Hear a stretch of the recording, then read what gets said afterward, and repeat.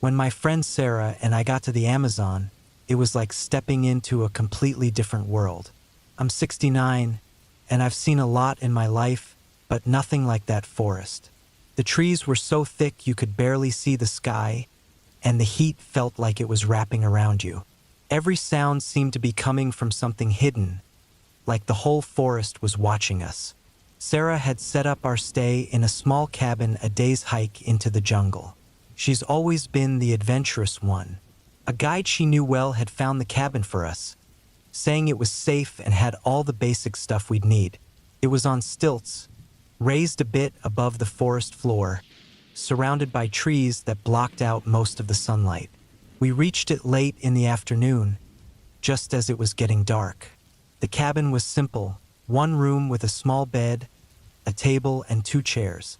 It wasn't much, but it was solid, and that gave me some comfort. That first night was quiet. The forest sounds were strange, but after a while, they almost felt calming, like a strange song in the background. But on the second day, something started to feel wrong. Little things caught my eye. Sticks arranged oddly near the cabin. A shoe print in the mud that didn't belong to either of us. I tried to tell myself it could have been from a guide or someone else passing through, but it felt off, like it wasn't there by chance. On the third night, I woke up in the middle of the night to a sound I'd never heard before. A soft rustling, just outside the cabin walls. It was so faint at first, I thought maybe I was imagining it, but it got louder, like someone was walking slowly, testing the ground with each step. My heart started pounding, each beat so strong I felt it in my chest.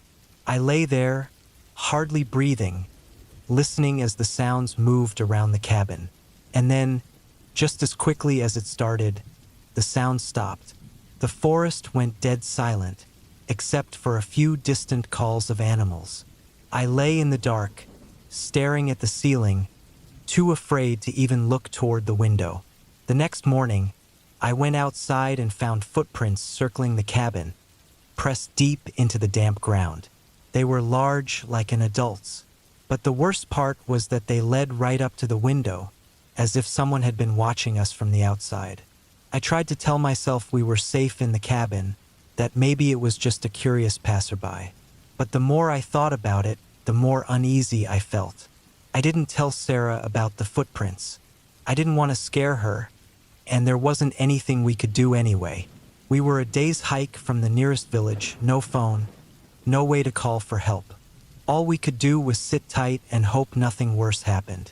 That night, the sounds came back, louder this time. Something was tapping on the walls, like fingers drumming. I felt Sarah tense up next to me as we both lay there, perfectly still, listening. Every muscle in my body was tight, like a wound-up spring, ready to snap. In the morning, we found long, thin scratches along the wooden walls of the cabin. They weren't like anything an animal would make. They looked intentional, like someone had dragged a knife down the wood, leaving marks that ran deep. My stomach dropped when I saw them. Whatever had been outside wasn't just curious. It was testing us, maybe even trying to scare us. We spent the day sticking close, keeping watch, trying to ignore the creeping fear building up inside us. But I knew we couldn't stay there another night. We decided we'd leave in the morning, pack what little we had, and make our way back to the village as quickly as possible. That night, I didn't sleep at all. I lay there, listening to every sound, every shift in the forest. And then, just after midnight, it happened again. I heard footsteps on the porch. They were slow and heavy, each step deliberate. My heart raced, and I lay there frozen, too afraid to move or even breathe. The footsteps stopped just outside the door. I could feel the weight of whatever was on the other side, like it was pressing down through the floorboards. A soft scraping sound came next, like nails or something sharp dragging along the wood. It felt like time had stopped, with this heavy silence pressing down on us, trapping us in that cabin. Then, just as suddenly, the sounds faded away. The steps moved off the porch and disappeared into the forest until all I could hear was the faint hum of the jungle. When the first bit of daylight came, we didn't waste a second. We grabbed our bags and left that cabin behind.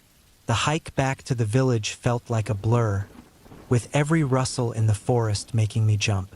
Even though we made it back safely, I couldn't shake the feeling that we weren't alone. Now, even at home, I still see those footprints in my mind, circling the cabin. I still feel that weight outside the door, pressing down, waiting. And sometimes, when the night is dead silent, I could swear I hear it again. Those slow, careful footsteps, coming closer, step by step. It's like whatever was out there is still waiting, somewhere just out of sight, but getting closer every night.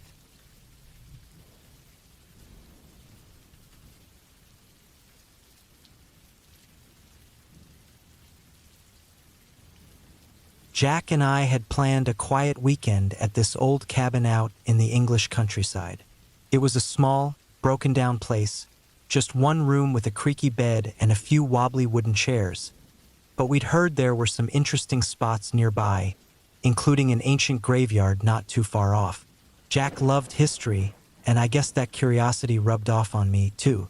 We thought it would be cool to check it out, wander around a bit, and maybe take some photos. The cabin sat away from the main road, surrounded by thick trees on all sides, but the graveyard was only about a 15-minute walk along a narrow path. We got there just as the sky started to darken, stretching long shadows over the old headstones. The place felt forgotten, like no one had set foot there in ages.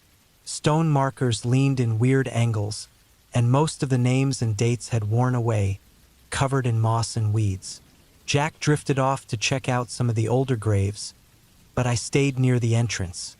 Something about the quiet felt strange, like the whole place was holding its breath. The air seemed colder, too, even though it hadn't felt chilly when we left the cabin. I kept telling myself I was just being jumpy, letting my imagination get the best of me, but the feeling that we didn't belong there wouldn't go away. As time passed, the light faded faster than I'd thought it would. The trees around the graveyard were thick, blocking most of the evening sun, and the shadows grew heavier, taking over the whole place. Jack was still wandering around, lost in his own world, so I decided to walk over and grab his attention. But just as I took a step, I spotted something out of the corner of my eye. There was a small, dark hole in the ground, partly hidden by some brush near a bigger headstone. It looked like an old grave that had collapsed, leaving a narrow opening down into the dirt. For some reason, I couldn't look away. Even though it didn't feel like a smart move, I stepped closer and leaned in a bit to get a better look. The hole was small, maybe just big enough for a person to squeeze through, but it looked deep, stretching down into pure darkness. I felt a strange pull, like something down there wanted me to keep looking. I leaned in a little more, trying to see if I could make out anything in the shadows. And then I heard it, a faint sound coming from somewhere deep inside the hole. A soft, shuffling noise, like something moving far below, echoing up from a place that shouldn't have been disturbed. I stumbled back, heart pounding. I looked over at Jack, but he was busy with his camera, not noticing a thing.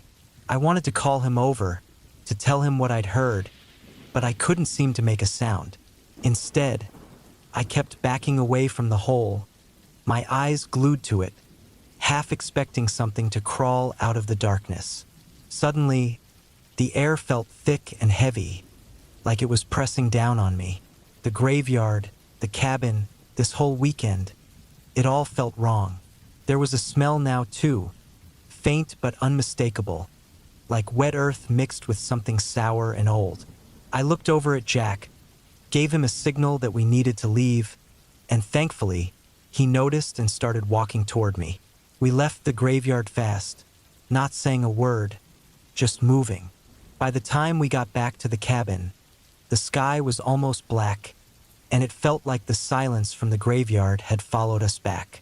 We locked the door, even though we knew there wasn't a soul around for miles, and sat there in the quiet, both of us trying to shake the feeling that something was watching us. That night, I couldn't sleep.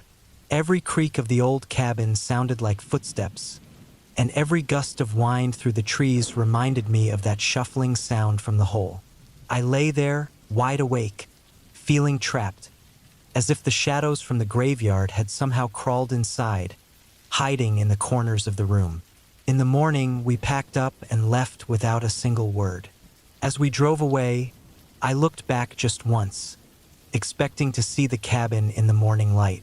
But all I saw was the path leading back to that graveyard, with its crooked stones and dark corners pulling at me, like a part of me hadn't left. And that pull hasn't gone away since. Even now, back home, I can still feel that weight pressing down on me sometimes, like something is waiting. And when the house gets too quiet, I hear it, the faintest shuffle of something moving far below, almost like it's getting closer, waiting for me to come back. Or worse, waiting for the right moment to come to me.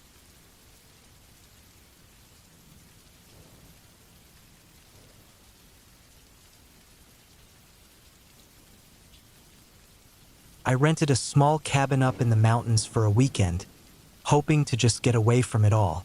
The place was pretty isolated, surrounded by tall trees and thick bushes, with a single dirt road leading in and out. I figured it'd be peaceful, just what I needed to clear my head. The cabin next door looked old and run down, like nobody had lived there for years. But I saw an old, beat-up car in the driveway that evening, so I figured someone must live there. The next morning, while I was sipping my coffee on the porch, I noticed my neighbors. The man was rough-looking, probably middle-aged, with a long beard and dirty clothes. His wife, looking just as worn down, stood quietly behind him. They were just staring at me from their porch with empty expressions. I felt a bit uncomfortable and gave a small nod to be polite, but they didn't react. They just stood there watching me like they were sizing me up. Throughout the day, I kept catching glimpses of them. Sometimes I'd look up from reading or while I was walking around outside, and there they were watching from a distance. Sometimes they stood at the edge of their property or behind the trees, just staring, faces blank. I told myself it was nothing, that they were just an odd couple who maybe weren't used to seeing people around. Still, something felt off. There was this strange way about them. They moved slow, like they had nothing else to do but stand there and keep an eye on me. By evening, that feeling of being watched had really sunk in. I shut all the blinds, locked the doors, and tried to settle down. I was hoping to relax and finally shake the weirdness of the day. But around midnight, I heard footsteps outside, soft but clear. My heart pounded as I crept to the window. They were both there, standing right outside, looking in through the glass. Their faces were blank, but their eyes were fixed on me. It was like they were waiting for something, like they expected me to do something. I didn't move, and they just kept staring. They stood there for hours, completely still, as if frozen in place. I tried to stay quiet, barely breathing, hoping they'd eventually go away. But I felt trapped, knowing they were right there. Sleep was out of the question. I was too scared to even close my eyes. Finally, as the sky started to lighten, they slowly turned around and went back to their cabin, disappearing into the shadows like nothing had happened. The next morning, I didn't waste any time packing up. I was exhausted, and my nerves were shot. I just wanted to get out of there. As I drove down the dirt road, I glanced in the rearview mirror, and there they were, standing in the middle of the road, watching me drive away until I was out of sight. Back home, curiosity got the better of me, and I looked up the property online. I found an old listing for the cabin, but the details made my stomach drop. It said the place next door had been abandoned for over a decade, after the last couple living there had died in an accident on the very road I'd just driven out on. The description went on to say that nobody had been able to live in the cabin for long. People had complained about strange noises, about being watched, about seeing figures that just shouldn't be there. And the part that really got to me? a warning saying that the last people to stay there had been followed home.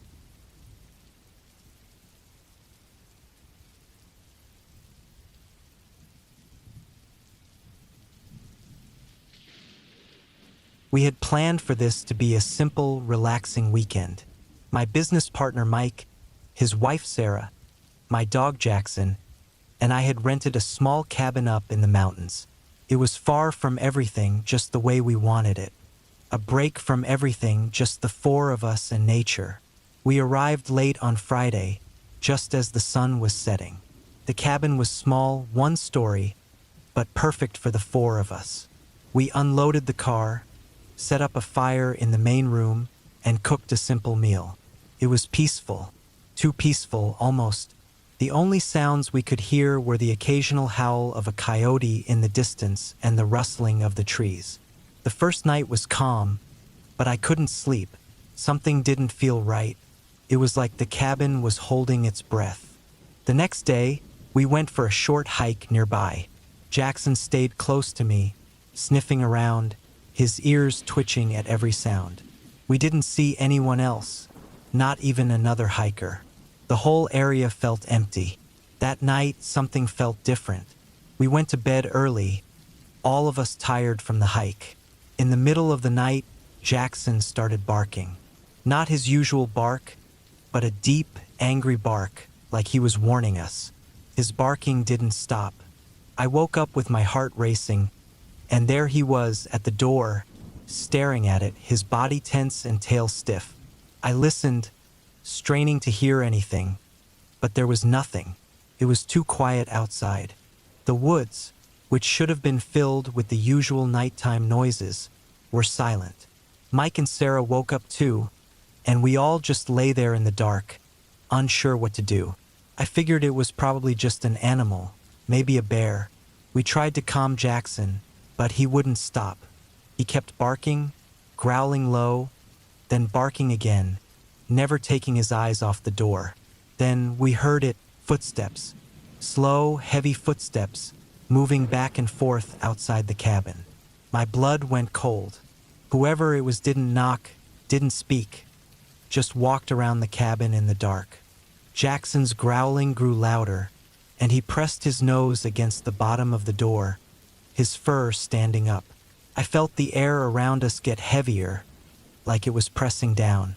It felt like hours, but it was only a few minutes before the footsteps stopped. We sat there in complete silence, not daring to move or make a sound. Then the footsteps started again. This time they were moving to the back of the cabin. My chest tightened. The walls seemed to close in on us. Every small sound was loud in the quiet. The creak of the floorboards, the rustling of clothes, even the sound of our breathing seemed too loud. We stayed like that for the rest of the night, barely breathing, listening for any sound, any sign that whoever or whatever was out there had left. When the sun finally came up, we couldn't get out of the cabin fast enough. The air outside was cold, and the ground was covered with deep footprints, heavy boot prints that circled the cabin. They weren't ours. Whoever it was had been walking around the cabin all night, watching us. We didn't wait to find out more. We packed up quickly, not even bothering to check the rest of the cabin. We were too freaked out to stick around. The drive back to town was quiet. None of us spoke. I couldn't shake the feeling that we weren't alone out there, that we'd been watched the whole time. Something had been out there in the dark, just waiting. Even now, I can't forget the feeling of those heavy footsteps, the silence, the way Jackson had acted. I've never been back to that cabin, and neither has Mike or Sarah. None of us ever talked about it much after we left. But every now and then, when I'm alone in the woods, I wonder if it's still out there. That thing. Watching, waiting for someone else to come by. I hope it never finds me again. But deep down, I know it's still out there, somewhere, just waiting for the next group to wander too far into its reach.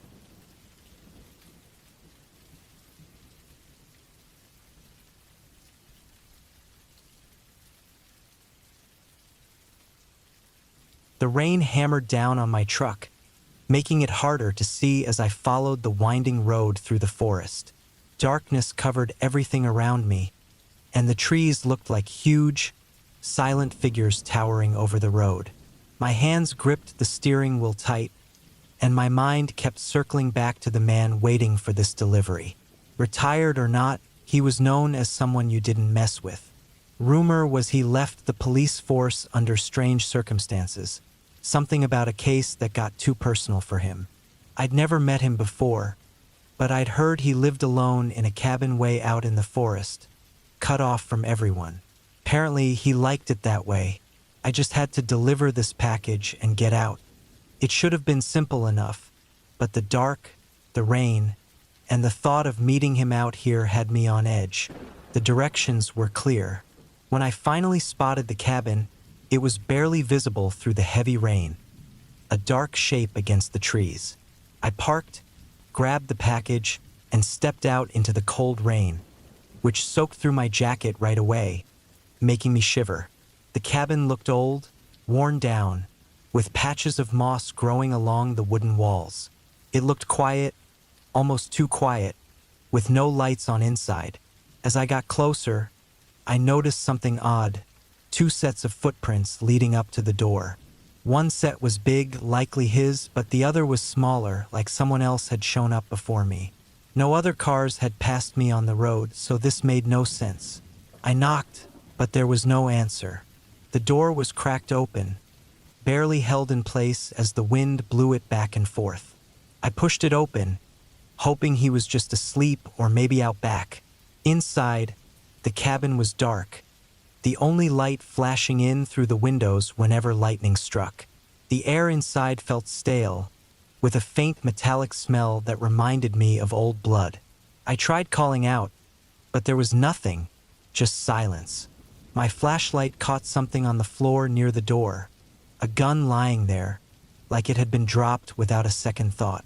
My stomach tightened. Something was very wrong. Part of me wanted to leave, but I took a step inside anyway, following the muddy footprints tracked across the floor.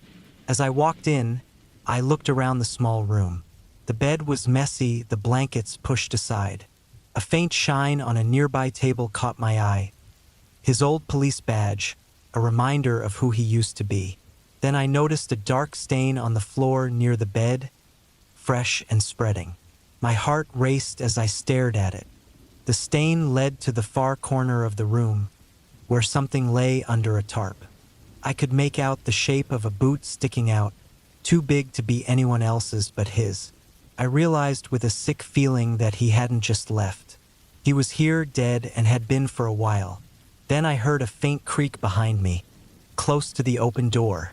I spun around, but no one was there.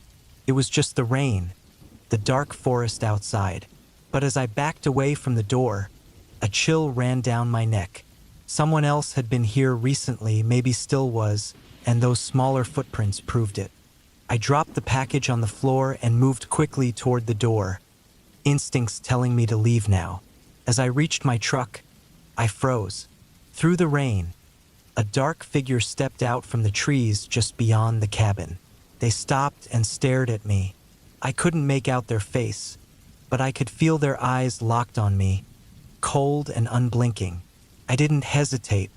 I jumped into my truck, locked the doors, and floored the gas, my tires slipping in the mud as I sped down the road.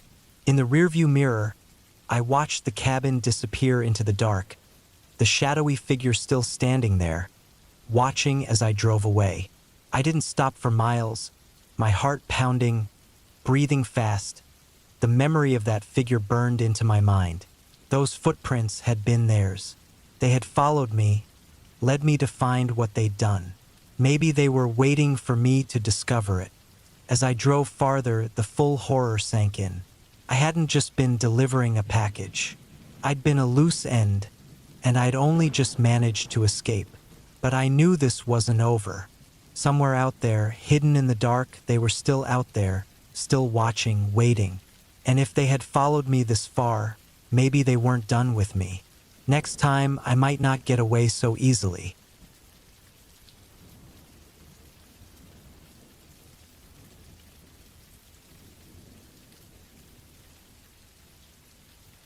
I'll never forget the trip to the cabin with my dog and grandfather.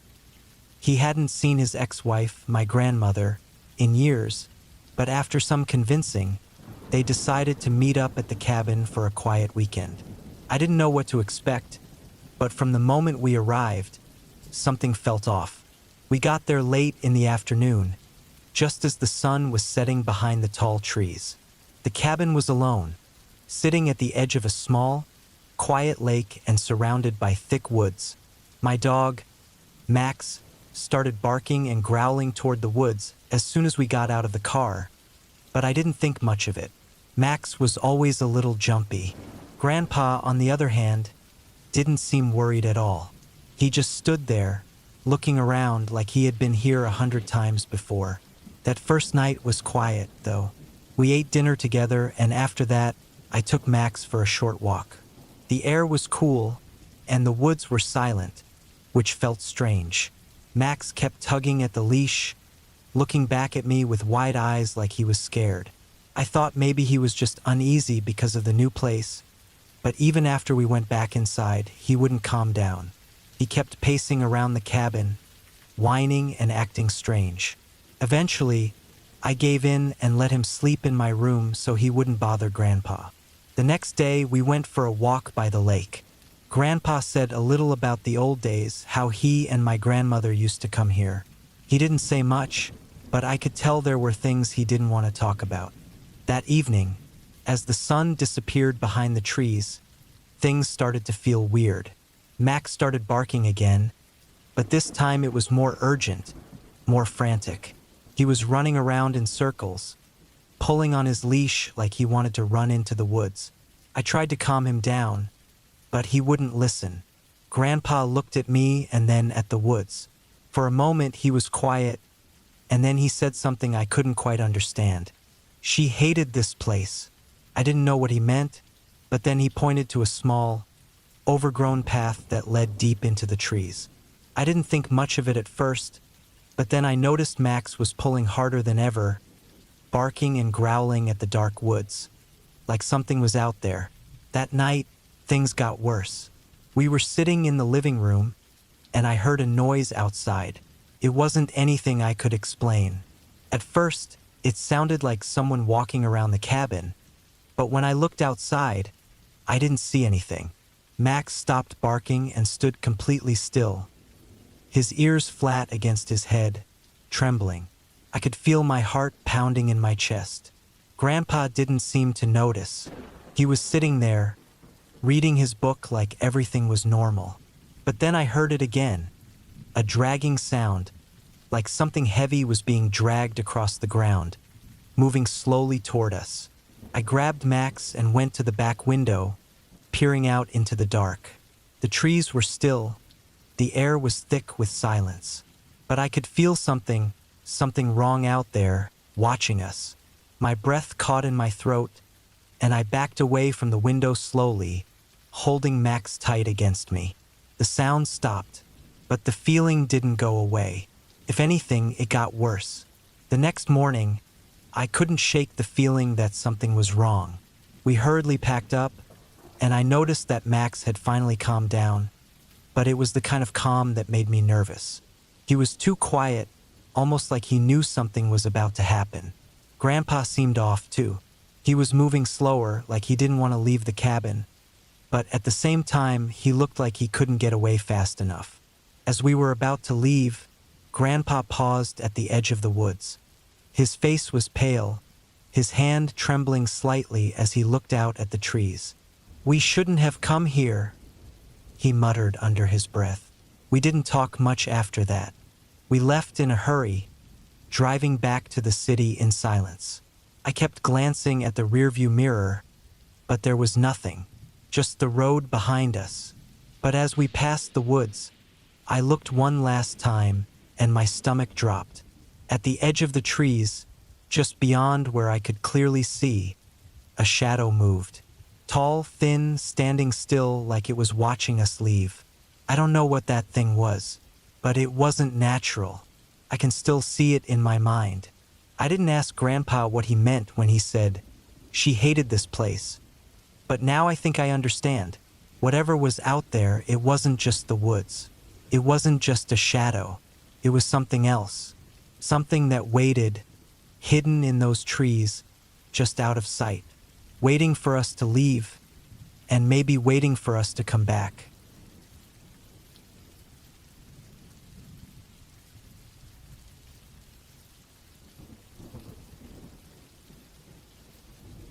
I've always liked the peace and quiet of being in the woods, so when I found an old, small cabin near the border of the United States, I decided to stay for a few days. The cabin was tucked away deep in the trees, far from any neighbors, a perfect place to get away from everything. Inside, the cabin had an old wood stove and a simple bed. A river ran close by, and everything felt calm and peaceful, a perfect escape from the busy world. But after a few days, something started to feel off. It wasn't anything I could really explain at first, just a strange feeling that wouldn't go away. The first real sign something wasn't right came on the second night. I had just gotten into bed when I heard something heavy moving through the bushes outside. It wasn't an animal or the wind. It sounded like something big, something that knew what it was doing. I stayed still, holding my breath, as my heart raced. The noise stopped suddenly, and I tried to convince myself it was nothing, but I couldn't shake the feeling. The next morning, I decided to walk around, hoping to clear my head. I thought staying busy would help get rid of the weird feeling. I walked along the river, the sound of the rushing water in the air, but something still didn't feel right. The trees were thick and the place was too quiet. No birds, no animals running around. It was just the wind and the water. As I made my way back to the cabin, I saw something that stopped me dead in my tracks. There was a trail of broken branches leading into the woods. It wasn't from an animal. It was too neat, too careful. Someone had been here recently. I froze, my stomach turning. The cabin was far from anything else. No one else should have been here.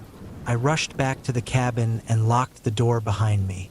The feeling of being watched only grew stronger as the day went on. That night, I sat by the fire, trying to stay calm, but the uneasy feeling wouldn't go away.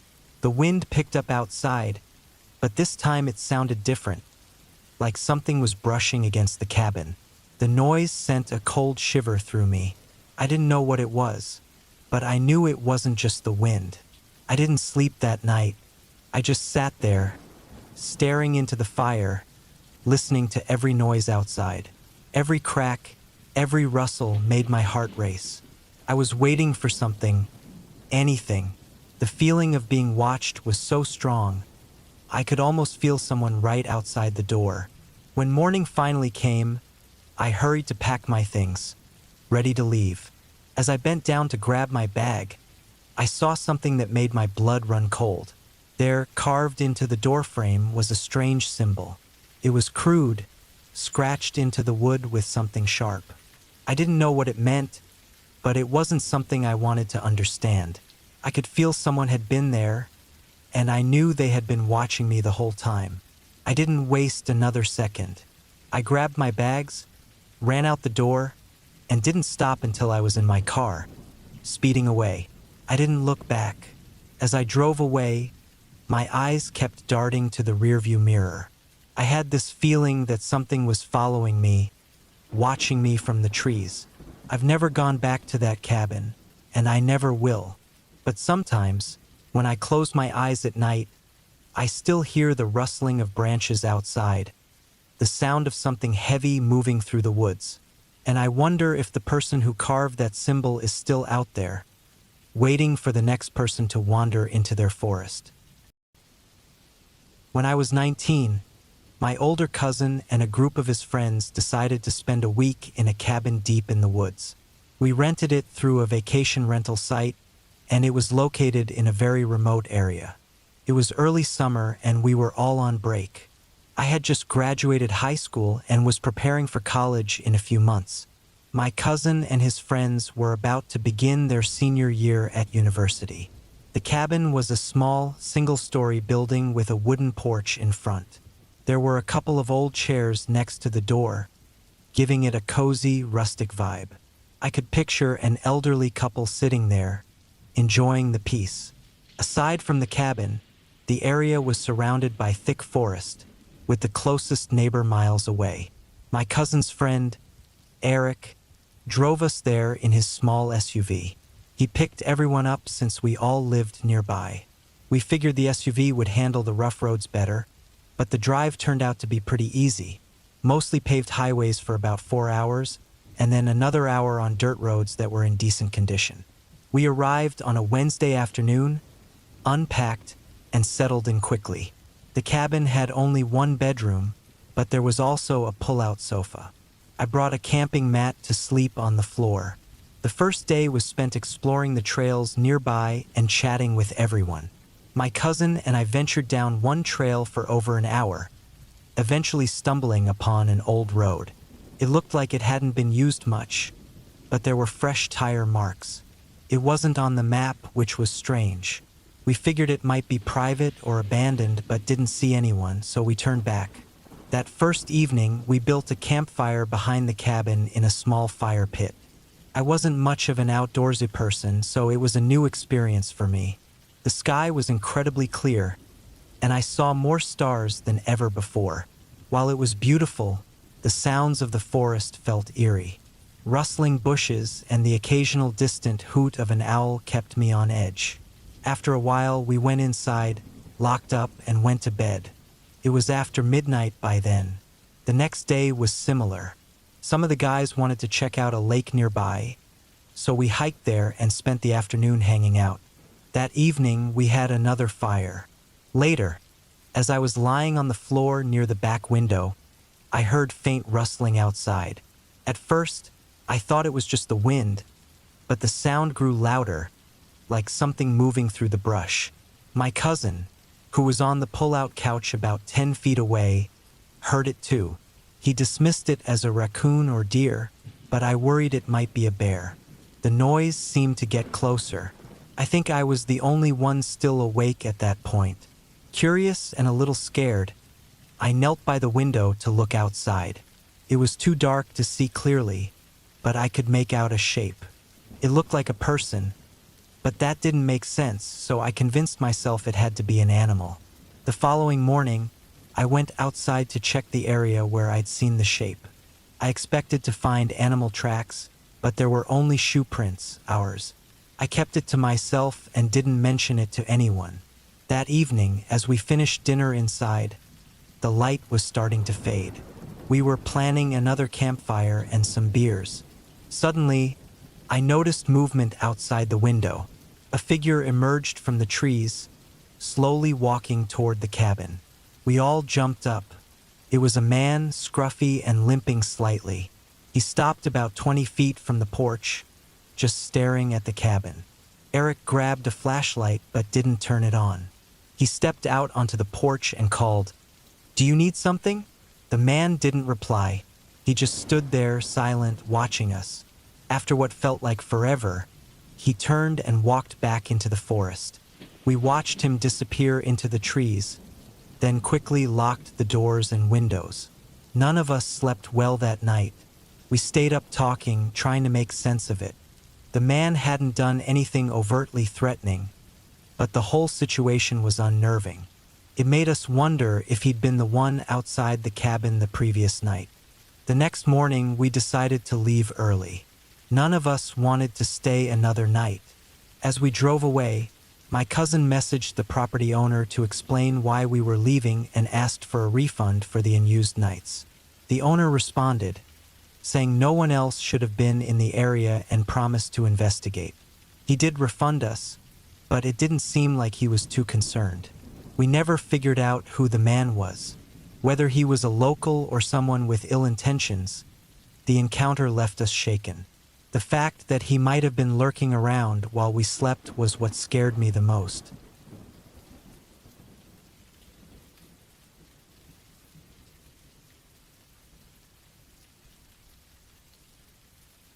This happened a few years back when I was visiting my parents for the summer. I had moved out for college 3 years earlier, but still spent my breaks at home. It was a 4-month summer break, and at one point, My parents decided to visit my older sister in another city. This left me alone in the house. My parents also owned a cabin about a 5-hour drive away. They'd bought it after I had moved out, so I wasn't very familiar with the place, having only visited a couple of times and never on my own. I asked my parents if I could stay at the cabin instead of the house since being home alone sounded dull. They agreed, so I made plans to head out there. My parents left on a Saturday morning, and I drove to the cabin that same afternoon. There was still some daylight left when I arrived, so I had time to settle in before nightfall. The cabin was quite remote, mostly off the grid. Running water was limited, and it still had the original outhouse built in the 1930s. The building had wooden siding, giving it the appearance of a log cabin, even though it wasn't one. The porch out front was old and creaky, with a missing board on one side. My dad had plans to upgrade it and install a better septic system, but hadn't gotten to it yet. The road leading to the cabin was private, so there shouldn't have been any reason for others to be there. The last mile of the road was unpaved but manageable as long as it didn't rain. The next afternoon, as I was sitting in the living room, I heard a knock at the door. I was surprised because I didn't think anyone else was nearby. The only people who knew I was there were my parents. When I opened the door slightly, I saw a man standing there. He looked scruffy but didn't seem threatening. I cracked the door open and asked what he wanted, thinking he might be a neighbor. Since it was only around 2 in the afternoon, I wasn't too alarmed. I opened the door a bit wider but kept the screen door shut. The man smiled and said he was lost and needed directions. Even though it seemed odd, I gave him directions back to the main road, which was just a straight path. It would have taken at least an hour on foot, so I couldn't figure out how he had ended up so far out. As we talked, I noticed him glancing over my shoulder, as if he were trying to get a look inside the cabin. That made me uneasy, but after about 5 minutes, he thanked me and walked away. I watched him head down the road until he was out of sight. Even though the situation felt strange, it wasn't enough to panic about. Later that night, I was in the living room watching an old movie on the VCR. When the movie was nearly over, I decided to have a smoke. My parents wouldn't allow smoking indoors, so I usually went to a small clearing near a pond on the property. I put on my shoes and grabbed my flashlight before heading outside. It was around 10 p.m., and the woods were pitch black. My flashlight was strong, lighting up the narrow path as I walked. When I reached the clearing, I set the flashlight down on the ground, angling it upward for some light, and lit a cigarette. As I stood there, I heard movement in the woods. Right away, I could tell it wasn't an animal, it was definitely a person. Moments later, the same man from earlier stepped out of the shadows. Before I could say anything, he rushed at me. My cigarette fell to the ground near the flashlight as we struggled. The flashlight got knocked over, leaving us in near total darkness. The fight was chaotic, and I couldn't tell how injured I was or whether he had a weapon. At some point, I managed to break free, grab the flashlight, and sprint back to the cabin. Once inside, I locked the door and ran to the bedroom, remembering the gun my dad kept there for emergencies. My hands were shaking as I pulled it out of the drawer and turned to face the door. I could hear footsteps inside the house, getting closer. I yelled that I had a gun, but there was no response. Then he appeared in the doorway. I pointed the gun at him, shouting for him to leave. The man hesitated, staring at me as if deciding whether I was bluffing. Then he took a step toward me. I yelled again, louder, that I would shoot. This time, he backed off, slowly retreating toward the front door. I kept the gun aimed at him until he disappeared into the darkness outside. Even after he was gone, I stood there trembling, the gun still raised. When I finally put it down, I noticed it wasn't even loaded. If I'd had time to think, I might have realized that earlier. I couldn't stay there, knowing he might come back. Grabbing my phone, wallet, and car keys, I slipped out the back door, locking it behind me. I ran to my car and drove straight to my parents' house in the middle of the night. When I got home, I felt safer, but my nerves were still shot. I couldn't sleep, so I called the police to report what happened. After explaining everything and giving the cabin's address, they said they'd send someone to check it out at daybreak. Next, I called my parents. I didn't want to worry them, but I thought they needed to know. My mom was upset and said they'd cut their trip short to come home. Hours later, the police called back. They said the cabin had been broken into and ransacked. While my parents didn't keep much of value there, the place was a mess. They also found signs of a campsite nearby that didn't belong to us. The man must have been camping on the property and noticed I was alone. When I went out to smoke, he probably saw my light and decided to act. It seemed he left after realizing I'd called the police, but that didn't make me feel any better. I've never gone back to that cabin, and I don't think I ever will.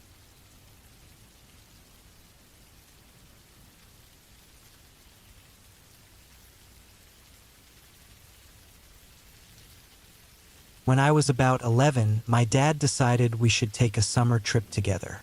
I was out of school for the break, and though Dad was usually swamped with work, he always saved his vacation for when I was off so we could spend time together. Back then, I spent most of my free time glued to video games, so my dad thought it would be a good idea to get me outdoors.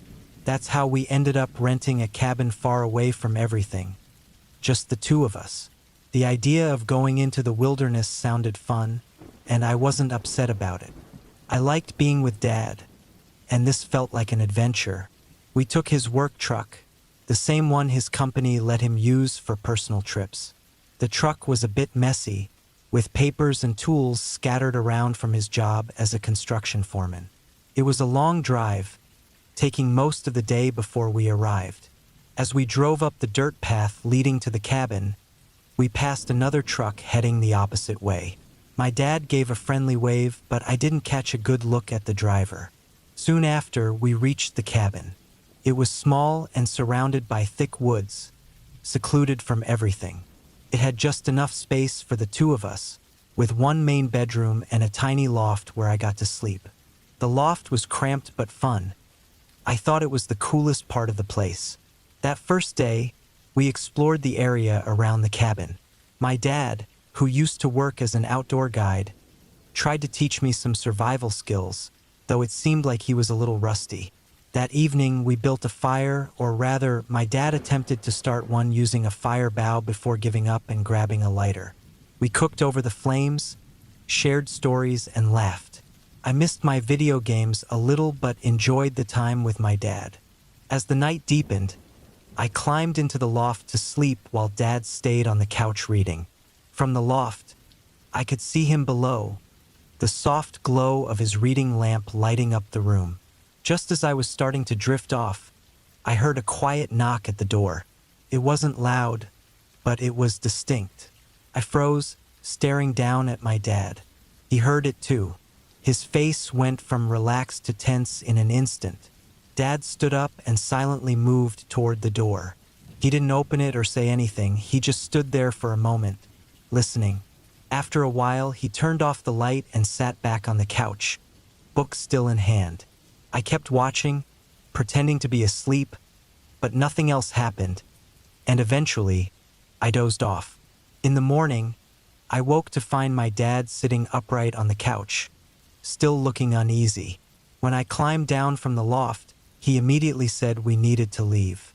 I asked why, but he just told me not to worry. He packed our bags quickly, skipping breakfast. Once we stepped outside, I saw what he hadn't told me. The truck was trashed. The tires were slashed, and the windows were shattered. What happened? I asked. Dad didn't answer. He just grabbed some papers from the truck and told me to stay close. We had no choice but to walk to the main road.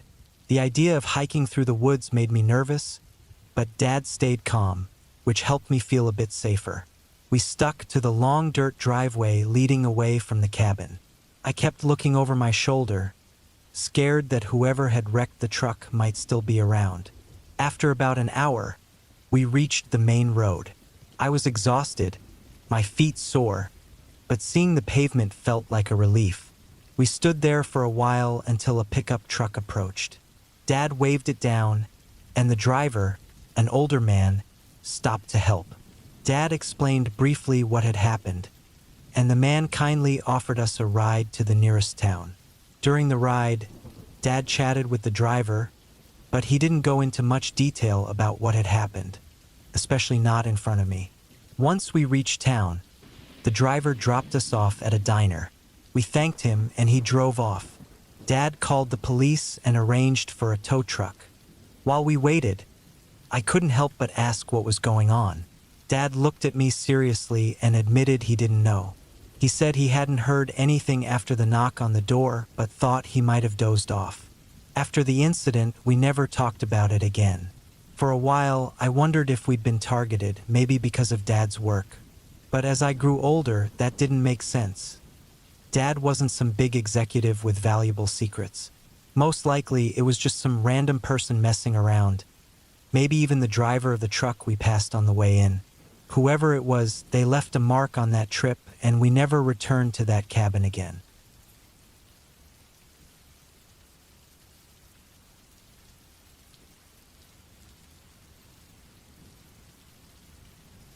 When I was 26, my sister Laura and I decided to go on a hiking trip together. We both loved spending time in nature and thought it would be a fun way to spend the weekend. We lived in different towns, but they were only about 2 hours apart, so meeting up wasn't too difficult. We picked a well-known trail in a state forest about 3 hours from my place. It was a Friday morning when we set out.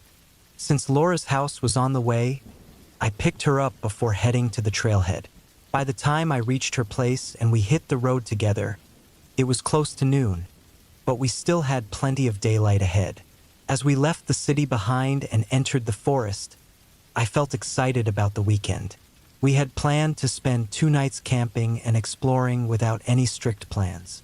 The trail system in this forest was massive, with endless paths to discover. Even though we were going to take it easy and explore as we liked, I had brought a map and GPS to ensure we wouldn't get lost. When we arrived at the parking lot, there was a small building nearby, probably an information center, though it was empty like usual.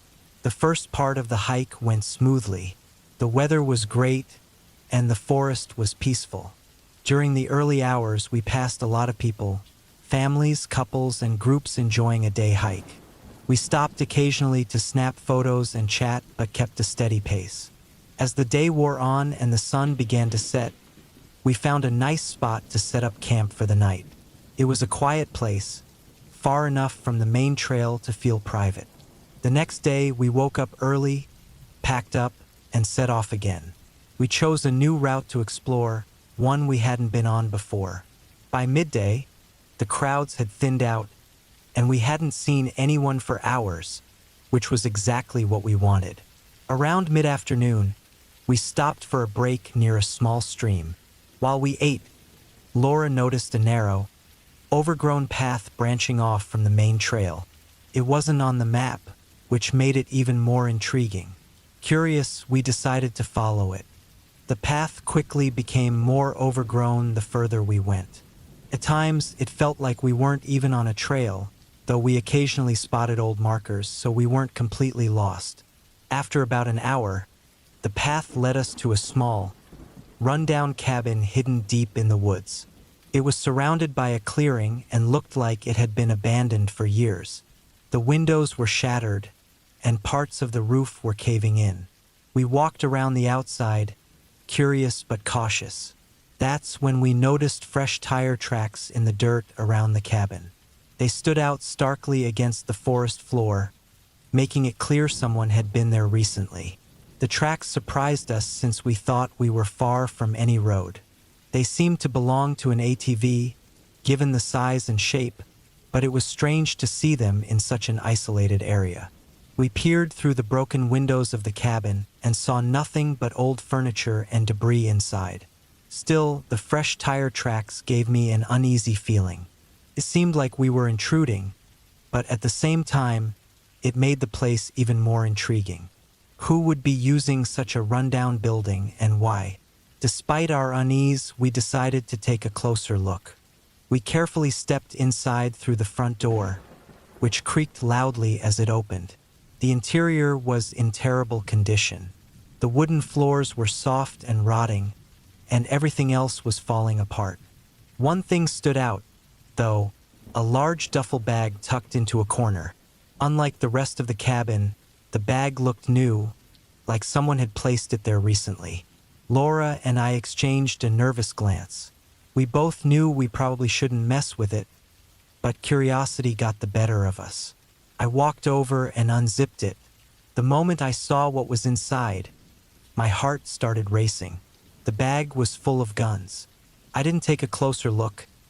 I zipped it back up immediately and told Laura we needed to leave. She hadn't seen what was in the bag, so she hesitated, confused, but I insisted we run. Once we were back in the woods, I felt a little safer but still on edge, worried someone might follow us. We hurried back to the main trail, keeping a fast pace and barely speaking. By the time we reached the main trail, it was getting dark. We decided to set up camp again for the night since it was too late to hike out. That night around the campfire, we talked about what had happened. We guessed the cabin was being used for something illegal, maybe by criminals storing weapons or supplies. It was unsettling to think how close we had come to whoever had been using the place. I kept listening for sounds in the night, worried someone might track us down, but the night passed without incident. The next morning, we packed up and hiked out as quickly as we could. It was our last day anyway, but the discovery at the cabin had left us both shaken. We didn't stop much until we were back at the parking lot. Seeing families and other hikers near the trailhead felt surreal. They had no idea what was hidden out in the woods. We reported the cabin and what we found to the authorities. When I followed up later, they told me the place was empty when they arrived. Whoever had left the bag there must have come back for it. To this day, Laura and I still talk about that experience. It was one of the scariest moments we've ever had in the wilderness. We've seen animals like bears on other trips, but that day reminded us that the most dangerous encounters are often with other people.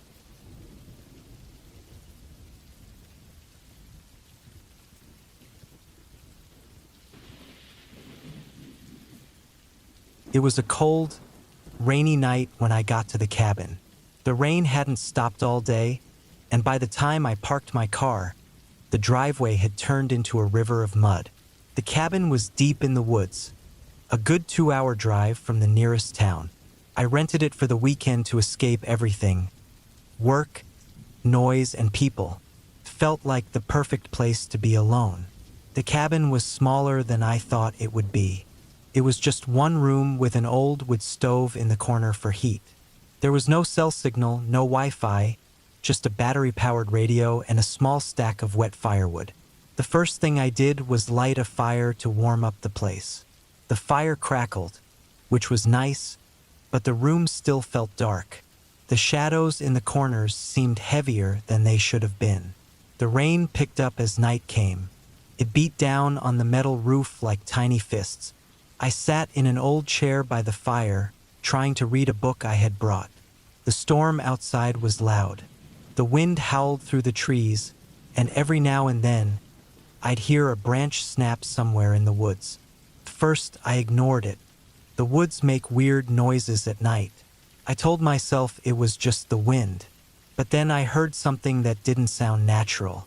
It was a sharp knock on the wall. 3 knocks, quick and clear, like someone tapping their knuckles against the wood. I froze, staring at the wall where the sound came from. Then it happened again, this time on the window near the door. The rain streaked down the glass, and I could barely see outside, just the dark shapes of trees. I tried to tell myself it was the wind or maybe a branch hitting the cabin. But then there were 3 knocks on the door itself. Loud, clear. My stomach dropped. Who would be out here in this weather? There wasn't anyone for miles, and no one knew I was here. I grabbed a flashlight from the table and pointed it at the door, but I didn't get any closer. I held my breath, listening. The knocking stopped, and for a moment, All I could hear was the rain.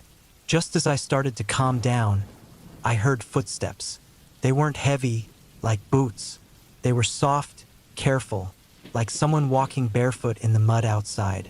The fire flickered, and my heartbeat felt like it was echoing in my ears. I turned off the flashlight, thinking whoever was out there might see me if I kept it on. The footsteps circled the cabin, pausing at every window. I stayed completely still, staring at the walls, waiting for the sound to go away. But it didn't. Instead, I heard something scrape against the back wall, just behind the bed. It sounded like metal being dragged across wood. Slowly, I crouched and moved toward the window opposite the noise. I peeked outside and saw a faint light, like a flashlight, moving between the trees. It wasn't close, but it wasn't far either. I stayed like that for what felt like hours, listening to the footsteps, the knocking, the scraping. Whoever was out there wasn't trying to break in. They were trying to scare me, and they were doing a good job of it. Eventually, the rain started to ease up, and the noises stopped. I didn't hear any more footsteps, and the light in the woods disappeared. But I didn't sleep. I stayed up all night, holding the only thing I could use as a weapon, a rusty fire poker I'd found by the stove. When the sun finally came up, the storm was over. I stepped outside, clutching the poker, ready for anything. The ground was soaked, and there were footprints everywhere. They circled the cabin, stopping at each window and door. But the worst part was the back wall. Deep scratches ran across the wood, long and jagged, like someone had dragged a knife back and forth. Above the scratches, written in mud, was one word: watched. I didn't stay to think about it. I threw my stuff into the car and drove away as fast as I could, not even caring about the muddy road. I haven't been back to the cabin, and I never told anyone what happened. But sometimes, when it rains at night, I can't help but feel like I'm not alone. I check the windows, look at the shadows, and listen closely. Last week, I found scratches on my apartment door. They were just like the ones on the cabin wall. And above them, smeared in dirt, was the same word: watched.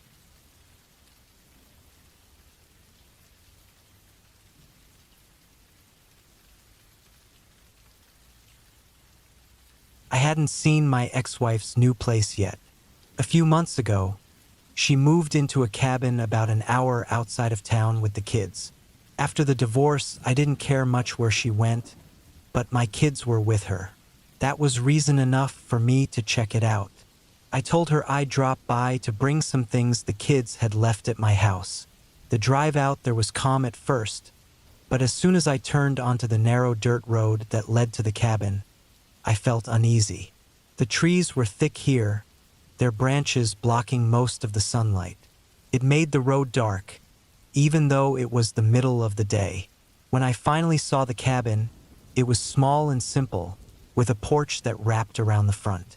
The kids were supposed to be home, but I didn't see them anywhere outside. I parked and got out of the car. The air felt strange, colder than it should have been. It was the kind of cold that sank into your skin, even though it wasn't winter. I knocked on the door but didn't hear anything. That wasn't too weird, maybe they were out back. I called her phone, but it went straight to voicemail. I walked around the cabin to check the backyard. That's when I noticed the shed at the edge of the woods. Its door was cracked open and swaying a little in the breeze. Something about it made me stop. I couldn't explain why, but I felt like I needed to see inside. My gut told me to leave a note for them and go home, but I didn't listen. I stepped up to the shed and pushed the door open. It was dark inside, but enough light came through the cracks in the wood to see. There were stacks of firewood, a few rusty tools, and strangely, a small mattress on the floor. It was filthy, covered in dirt and stains. It didn't look like something my ex-wife would leave there. It looked like someone else had been sleeping in the shed. Then I saw something else. On a shelf in the back was a crumpled piece of paper. I grabbed it and unfolded it. My stomach dropped when I saw the handwriting. It was my son's. The note said, "Dad, come get us." I froze, the paper shaking in my hands. My heart was pounding so hard it hurt. I shouted their names as loud as I could and ran back to the cabin. The front door was unlocked, so I went inside.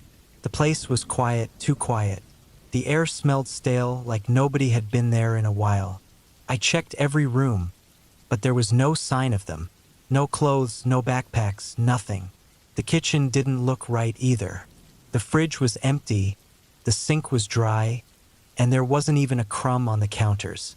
But in the corner of the living room, I noticed a pile of toys. They weren't my kids' toys, though. These were old, like something you'd find at a yard sale. The paint on them was chipped, and they looked dusty. I moved to the bedroom. The beds were made, but the sheets had a layer of dust on them. On one of the beds, there was another note. This one was in my daughter's handwriting. "We're in the woods." My chest felt tight. I grabbed the note and ran outside, yelling their names again. The forest was silent, so silent it felt wrong. No birds, no wind, nothing. It was the kind of quiet that makes your ears ring. I ran toward the woods, tripping over roots and slipping on damp leaves. My foot caught on something, and I went down hard. When I looked to see what it was, I froze. It was a rope, tied into a loop, partly buried under the leaves. A few feet away, there was a metal spike sticking out of the ground.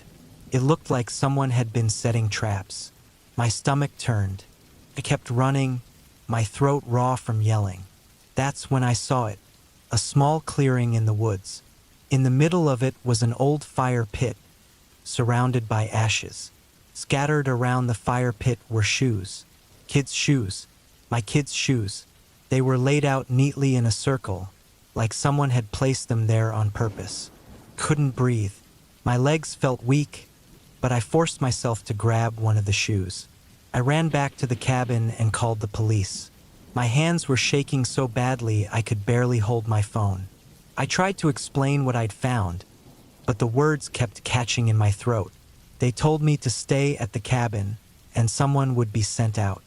Took them nearly an hour to arrive. During that time, I sat on the porch, staring at the woods. I swear I saw movement between the trees, but when I looked closer, there was nothing there. I felt like I was being watched. When the officers arrived, I handed them the notes and showed them the clearing. They searched the woods for hours but didn't find anything. One of them told me the cabin looked like no one had been living there for weeks. I confronted my ex-wife later, asking where she and the kids had been.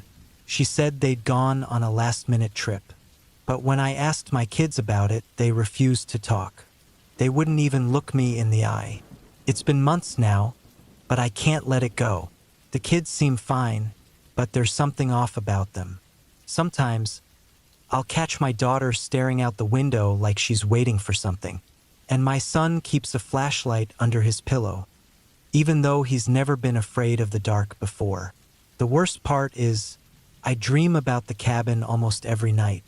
In the dream, I'm standing in that clearing, staring at the fire pit, and every time, I hear a voice behind me, soft, almost a whisper, saying, "They never left."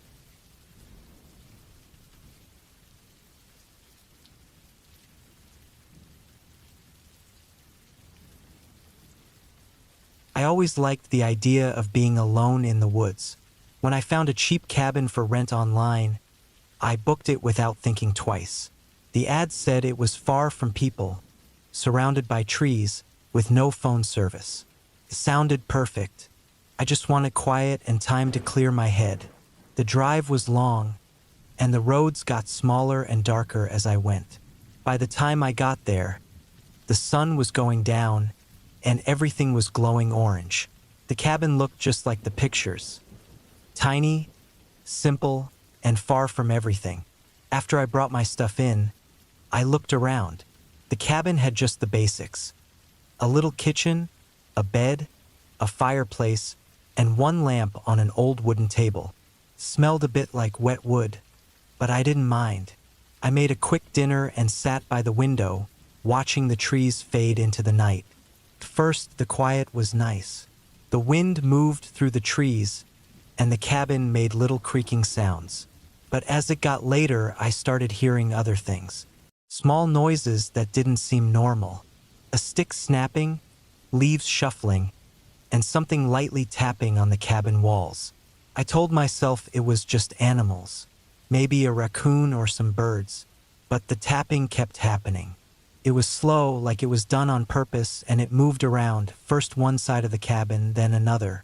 I walked to the windows and looked out, but I couldn't see anything. The dark felt heavy, like it was pressing against the glass. I locked the doors. It felt silly, but I couldn't shake the feeling that something wasn't right. Around midnight, I heard a loud thump on the back wall. It wasn't small or light. It was hard and heavy, like something big had hit the cabin. My chest felt tight as I grabbed my flashlight and looked out the back window. The beam barely lit up the trees. There was nothing there. Then I saw them. Footprints in the dirt, leading away from the cabin. They were barefoot, human, and fresh. The edges of the prints were sharp, like they had just been made. My stomach dropped. Nobody should have been out here. I closed the curtains and turned off the light. I sat in the dark, holding my breath, with my heart racing. I didn't want to see anything else. The noises didn't stop. I could hear footsteps now, slow and steady, walking around the cabin. Whoever it was, they weren't in a hurry. They circled again and again, pausing near the windows and doors. I stayed on the floor, gripping a kitchen knife, my ears straining to hear every sound. The steps got closer. I could feel it, like they were testing how far they could go. Hours passed like this, the footsteps stopping and starting. The person never knocked or tried the door. They just kept walking. Finally, the noises stopped. The sky outside started to brighten, and everything went quiet. I didn't wait to find out if they were really gone. I shoved my things into my bag and ran to my car, locking the doors as soon as I got inside. My hands shook so badly I could barely get the keys in the ignition. As I drove away, I glanced in the mirror. The cabin disappeared behind me, but something else caught my eye. A figure was standing at the edge of the trees, barefoot, watching me. They didn't move. They just stood there, still as a statue. I didn't tell anyone about what happened. I don't rent cabins anymore. I don't even go camping.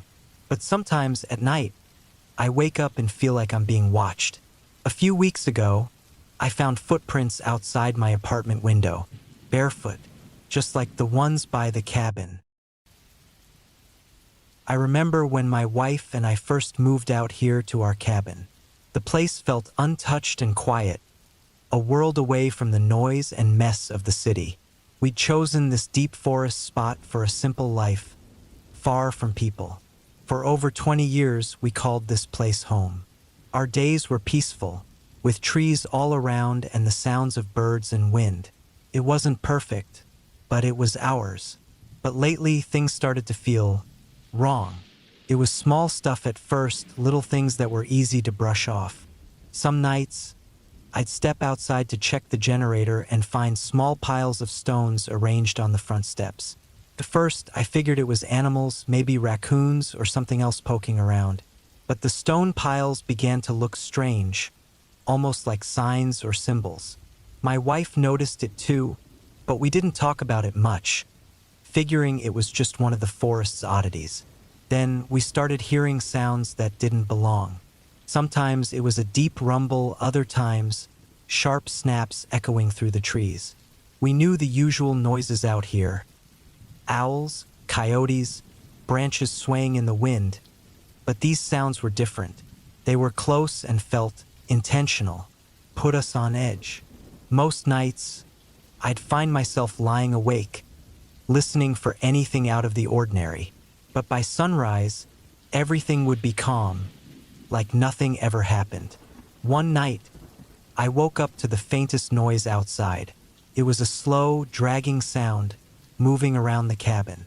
I lay there, listening for a long time, telling myself it was just some animal, maybe a bear or a large dog sniffing around. But I didn't move, and neither did my wife. We both lay there, barely breathing, listening to that slow, unsettling movement circling us. In the morning, we found deep scratches on the walls of the cabin, low and uneven, like something had tried to get inside. The marks were rough and powerful. It made my skin crawl just looking at them. But we told ourselves it was probably a bear or a stray dog.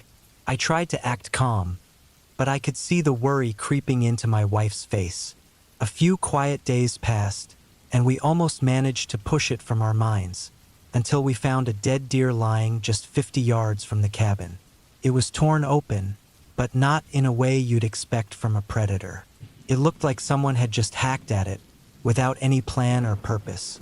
There were no tracks, no signs of a fight, just the deer, left alone in the middle of the clearing. That night, as the sun went down, I made sure all the doors and windows were tightly locked. The air was thick with silence, heavier than usual. Around midnight, a loud bang hit the side of the cabin, hard enough to make the walls shake. We both froze, holding our breaths. Another bang followed, then another, moving along the walls, almost like something was testing the place, looking for a weak spot. The noise stopped, leaving an awful silence, and for a moment, I let myself believe it was over. But then we heard footsteps on the porch. Slow, heavy steps, as if someone was dragging their feet. They moved around in a circle, first along the front, then around the side, finally stopping right outside our bedroom window. I lay there, barely breathing, waiting as the silence stretched on. And then, a soft scratching began at the window, slow and steady. It sounded like nails scraping against glass. I couldn't see what was causing it, but I didn't need to. I just knew something or someone was standing just inches away, separated only by that thin sheet of glass. The scratching went on for what felt like hours, and then, without a sound, the footsteps faded back into the woods. By morning, there were no tracks, no signs that anyone had been there, just those scratches on the window, and that awful feeling, like something was watching us, waiting for the right time. We lasted one more night before deciding to leave. As we packed up, I looked back at the cabin one last time, feeling like I was leaving part of myself behind. I thought we could live out here, that we could stay in peace. But something out there didn't want us here anymore. It felt like the forest itself had turned against us, like we'd crossed some line we weren't supposed to. I don't know what was out there, but I know it's still there, watching, hidden among the trees. And I can't shake the feeling that one day it'll come looking for us again. Because maybe it isn't just the forest. Maybe it's waiting for us, hiding in the shadows, ready for the moment we let our guard down.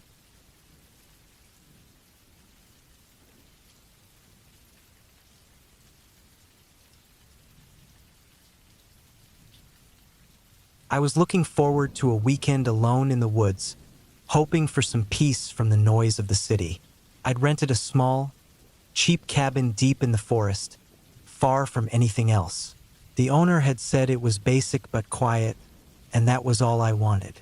By the time I got there, a heavy rain had already started, making the ground muddy and slick, and the forest around me seemed darker than usual, almost weighed down by the rain. The cabin was barely more than a single room with an old bed, a tiny kitchen, and a wood stove. It smelled of wet wood, and the air inside felt damp and stale. The only light was a dim bulb hanging from the ceiling, flickering whenever I turned it on. I dropped my things down, glad to be out of the rain. The sound of the storm was so loud against the metal roof that I could barely hear anything else. I tried to settle in, unpacked my stuff, and made a simple meal. Outside, the rain only came down harder, with thunder rumbling in the distance. The darkness felt like it was pressing up against the windows. I found myself looking outside now and then, expecting to see something, though I didn't know what. I figured it was just nerves. But even though I tried to relax, I kept hearing odd little sounds outside, faint and half covered by the storm. Hours went by, and the storm kept going strong. When I finally lay down to sleep, I found it nearly impossible to rest. Every creak from the old wood, every branch snapping outside in the wind, made my heart race. I lay there, trying to ignore the growing feeling that I wasn't alone out here. But the longer I stayed in the dark, the stronger that feeling got. At one point, I thought I heard footsteps outside, right near the cabin. I held my breath, listening. The sound faded after a few minutes, and I tried to tell myself it was just a branch or some animal. Eventually, I started to drift off, only to be jolted awake by a loud banging on the back wall of the cabin. My heart jumped, and I sat up in bed, clutching the blankets tight. This wasn't the wind. It was a steady, heavy banging, like someone pounding with a fist. It happened once, then again, then again. I froze, barely able to breathe, as it continued, slowly moving along the wall, coming closer to the window. I wanted to believe it was a branch or an animal, but deep down, I knew it wasn't. The pattern was too steady, too controlled. I grabbed my flashlight but quickly turned it off, not wanting to give myself away. I crawled out of bed and sat there, my back pressed to the wall, as the banging continued. My heart was pounding so loudly that I was sure whoever was outside could hear it. After a while, the banging stopped. Silence fell, broken only by the rain. But instead of feeling relieved, the quiet somehow made it worse. I sat in the dark, staring at the door, scared it would open any second. Just as I was thinking about making a run for it, I heard a noise near the window. It was slow, heavy breathing, right outside the glass. I froze, barely daring to breathe. The sound continued, close to the glass, deep and steady, like someone standing just inches away, watching. I didn't dare look, too afraid of what I might see. Minutes went by, each second feeling longer than the last. Finally, the breathing stopped, but I stayed where I was, pressed against the wall, waiting for any sign that whoever was out there had gone. Hours passed, and I stayed awake, listening, until the first light of dawn. When the rain finally stopped, I gathered the courage to peek out the window. The ground outside was covered in fresh, deep footprints, clearly human footprints, leading from the trees up to the cabin, stopping at the windows, circling around to the door and back again. They were too big to be mine, and they looked fresh, pressed into the muddy ground from the night before. I didn't waste any time. I left the cabin as quickly as I could, not even bothering to pack. I just wanted to get back to the road, back to my car, back to anywhere but that cabin. I don't know who or what was out there watching me that night, but I knew it wasn't just some animal. The thought that haunted me most as I drove away, though, was something I'd almost missed. The footprints hadn't started at the edge of the forest, like someone had just walked up in the rain. They had started at the cabin, right by the door, like someone or something had already been there, waiting in the storm, long before I arrived.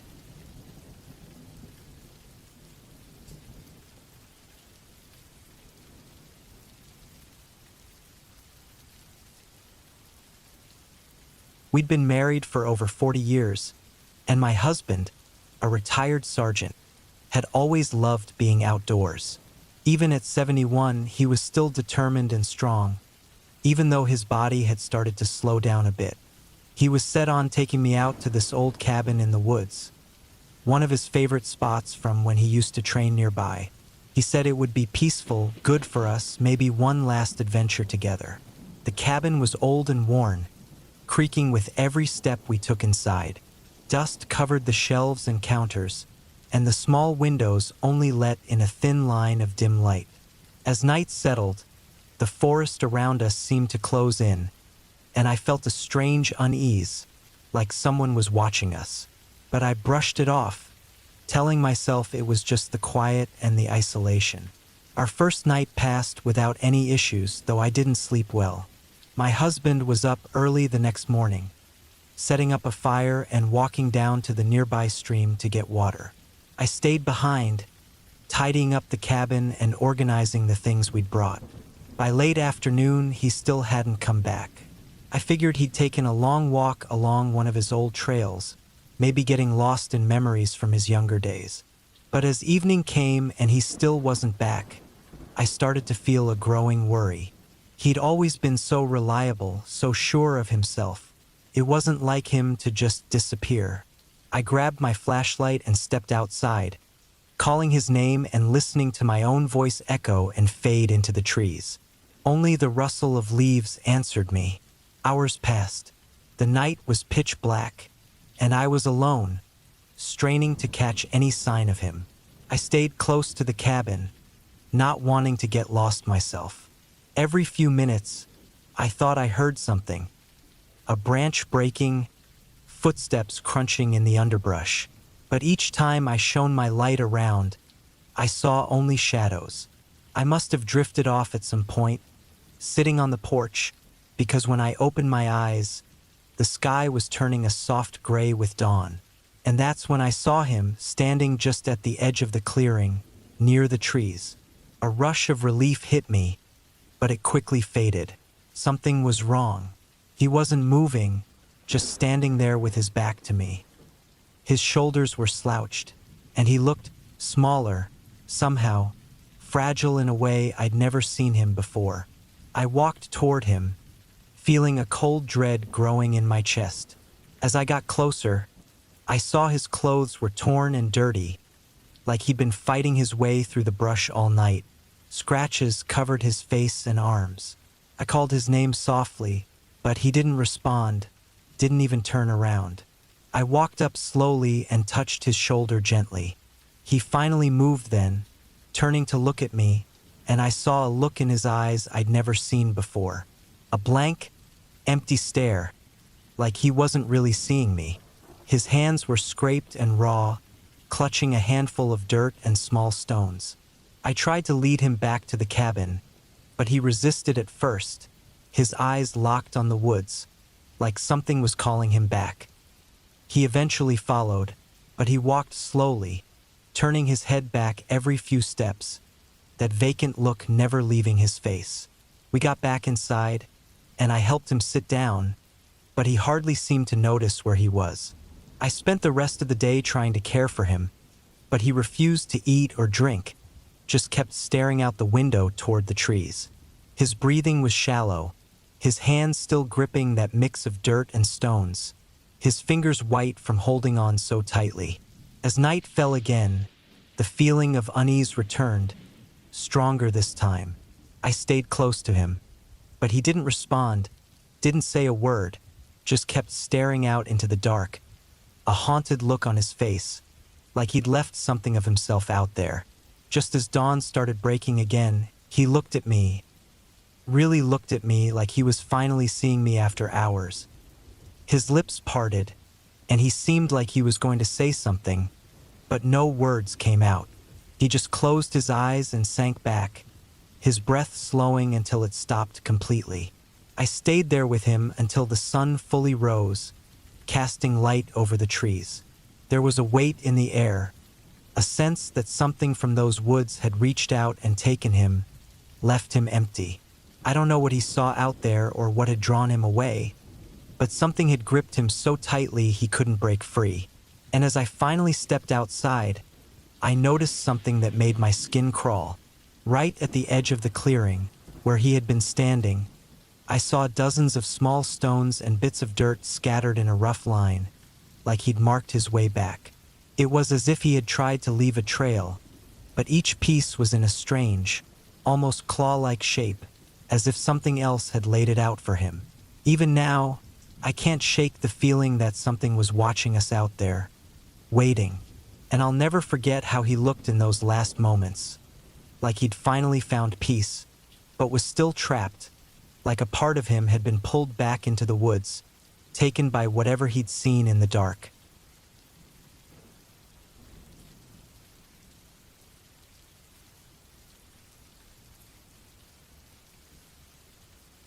I had signed up to help a team studying venomous snakes deep in the forest. Our cabin was a small, beat-up place that we rented, far from any trails or signs of people, just a spot to keep our supplies, sleep, and write notes on our work. Every day we'd head out into the thick trees, look for snakes, collect samples, and write down what we saw. Being around some of the most dangerous creatures on Earth made my skin crawl, but I was there to learn, and I kept telling myself that as long as I was careful, I'd be okay. One day, the lead researcher, Dr. Henson, wanted us to go even farther out, to a new spot where people had reported seeing snakes. The forest seemed especially thick and dark that day, like the trees had closed in, blocking most of the light. I kept my flashlight ready, taking slow, careful steps, scanning every inch of ground and every shadow for signs of a snake. Hours passed, and I didn't see anything but leaves, shadows, and the flicker of tree branches. The sounds of birds and rustling leaves were the only things that kept me from feeling completely alone. I was just about to turn back, feeling the heavy quiet of the forest, when I finally saw one. A large black viper coiled up by a rock. I went through the steps I'd been trained to follow, staying calm, moving slowly, and collecting a sample of venom with all the care I could. I was as precise as possible, and the snake just stared at me, still and silent, almost as if it understood what I was doing. I carefully backed away, feeling pretty confident, until I slipped on some wet moss. I nearly fell but managed to steady myself, though not before my leg brushed up against something warm and solid. My heart froze, and I looked down to see another snake sliding over my boot. I hadn't seen it, hadn't even thought to check for anything close by. It was smaller than the viper I'd just worked with, but I knew it was dangerous by the bright patterns on its scales. I held my breath, staying completely still as the snake slid over my boot, then paused, curling briefly around my ankle. My chest was tight as I watched it slowly uncurl and slip back into the leaves. When it was gone, I let out a shaky breath, my whole body trembling as I realized just how close I'd come. I started making my way back to the cabin, every sound in the forest suddenly feeling louder, every shadow seeming like it might hide something deadly. By the time I reached the cabin, sweat was running down my back, but I was unharmed. I tried to brush it off as a close call, just a reminder of the risks we faced out there. But that night, as I lay on the narrow cot, I felt a strange itching in my leg. At first, I thought it was just nerves, my mind playing tricks, but then the itching grew, spreading into a painful throbbing. I rolled up my pant leg, and there it was, 2 tiny puncture marks, nearly invisible but unmistakable. The snake must have bitten me when I brushed up against it. I just hadn't felt it until now. I bolted upright, my heart racing. We had antivenom in the cabin, but each vial was carefully labeled for specific snakes. If I used the wrong one, I could make things worse. My mind raced, trying to remember the species I'd seen and what kind of venom it had. I stumbled to the supply closet, sorting through bottles and notes, but the labels started blurring as I tried to focus. The pain in my leg was spreading, a fiery ache crawling up toward my thigh. Time felt like it was stretching, like I was moving in slow motion as I searched through the supplies. The dim light in the cabin threw long shadows on the walls, and I could feel numbness creeping up my leg. Finally, I found the vial I thought was right and injected myself, praying it would work. But as minutes ticked by, nothing changed. My breathing became shallow, and I realized that I might have made a mistake. The night dragged on in a haze of pain and fear, and by the time the first light of dawn broke, I could barely move. I lay there, cold sweat covering my skin, feeling the venom pulsing through me, knowing that all my training and precautions hadn't been enough. One careless moment in the forest, one slip, and now I was alone, too far for anyone to reach me in time. As I lay there, struggling to breathe, I thought about how easy it was for life to end out here, with no one knowing what happened. I was just another researcher who got lost in the woods, surrounded by the very creatures I'd come to study, their silent, watchful eyes probably somewhere close, waiting. The cabin grew colder, and in those last moments, I realized the forest didn't care who I was or what I was doing. The trees, the snakes, the silence. They were just there, a vast, empty place that could swallow me whole without a trace, and no one would ever know what happened.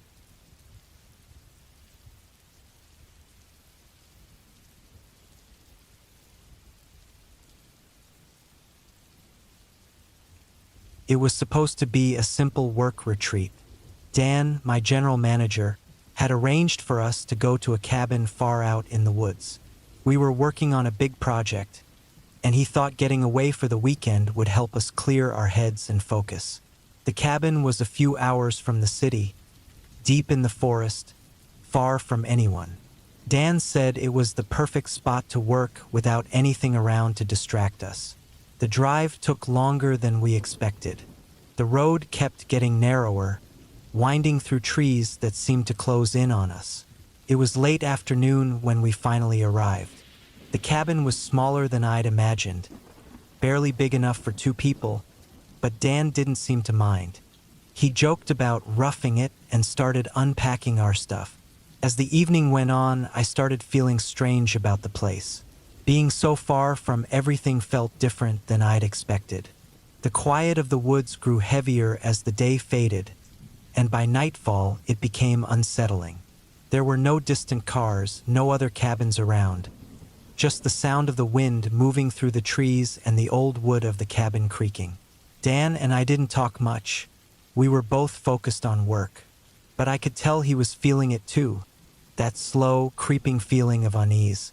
The first strange thing happened around midnight. We were sitting at the table, both on our laptops, when we heard footsteps outside. They were slow and steady, crunching on gravel and dry leaves.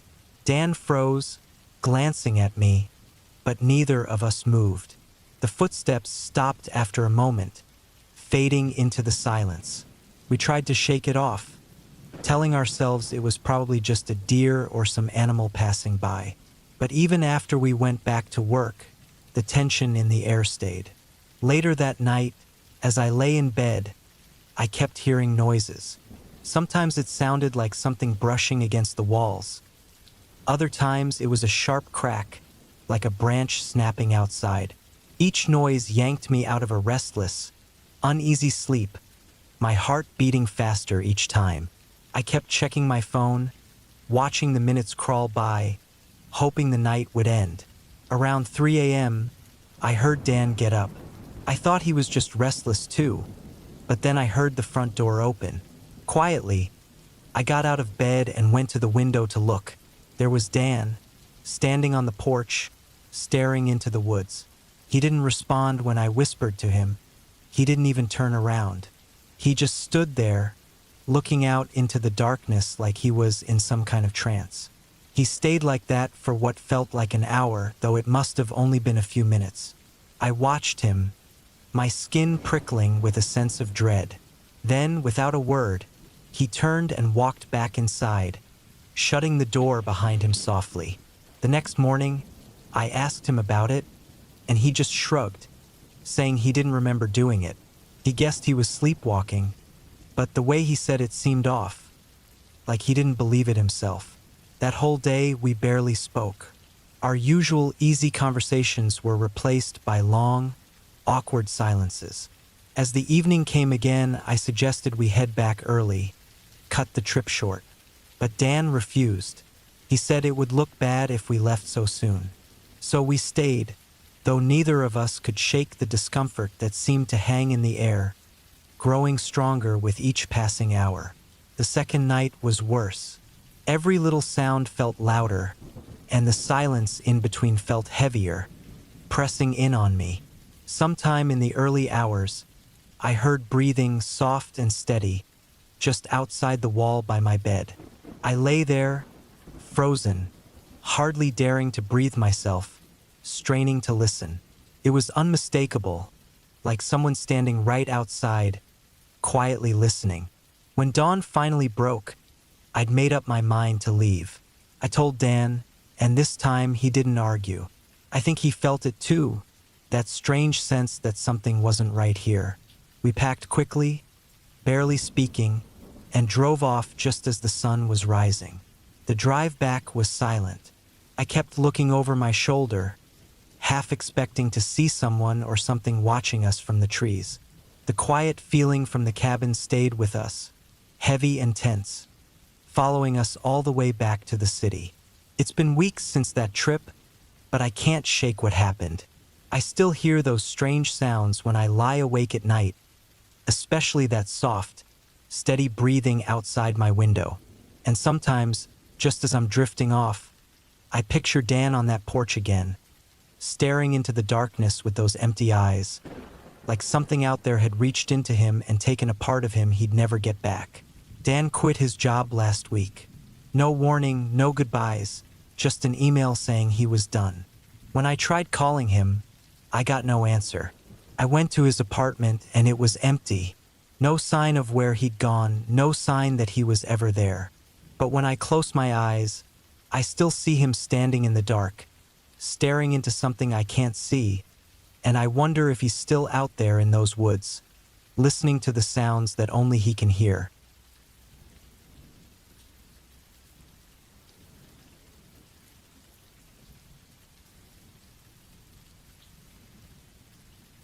I was around 14 when my parents dropped me off at my grandparents' cabin for the weekend. The cabin was old, worn down, and hidden deep in the woods, far from anyone else. My grandmother was always so sweet, smiling warmly and offering me all the attention she could. My grandfather, though, was quiet. He spent most of his time either fixing things around the cabin or sitting on the porch, staring at the trees. The place was peaceful, but too quiet sometimes. I remember how the silence felt like it was pressing in on me, making it hard to breathe. It felt strange being in that cabin, surrounded by tall trees, and still feeling like something was watching me. At night, the wind would whistle through the cracks in the walls, but every now and then, I'd hear noises that didn't belong. Soft knocks on the door, footsteps on the porch when no one was out there, and sometimes light tapping on the window. One evening, I decided to go to bed early, hoping the quiet would help me sleep. The wind was louder that night, howling through the trees. As I lay in bed, I thought I heard something, a faint whisper, so soft I thought it was just my mind playing tricks on me. But then came the tapping. Light taps on the window, like someone was trying to get my attention. My heart started racing, and I froze, staring at the window, too scared to move. I forced myself out of bed, my feet moving slow as my chest tightened with panic. When I reached the window, the tapping stopped, but something felt off. I looked outside, hoping to see nothing. The porch light only showed darkness beyond it. The trees were swaying with the wind, and there was nothing there. I told myself it was just the wind, but I couldn't shake the feeling that something wasn't right. Later that night, I woke up to the sound of wood creaking, like someone was walking around upstairs. I knew the cabin was old, and the floorboards always made noises, but this was different. The creaking was steady, like someone was moving around. My grandparents were in their rooms, so I knew I was alone. I couldn't stop my chest from tightening as I stared up at the ceiling, too scared to move. I knew I couldn't just lie there. I had to check. Quietly, I slid out of bed and crept up the stairs. The stairs creaked under my weight, and each step felt louder than the last. As I reached the top, the creaking stopped. I stood in the dark hallway, my breath coming in shallow gasps. There was only one door up there, the one to my grandparents' room. I pushed it open slowly, and the room was empty. The bed was made, the curtains were closed. Everything looked normal. But then I saw it. The small wooden chest in the corner, the one that was always locked, was slightly open. My heart raced as I stared at it.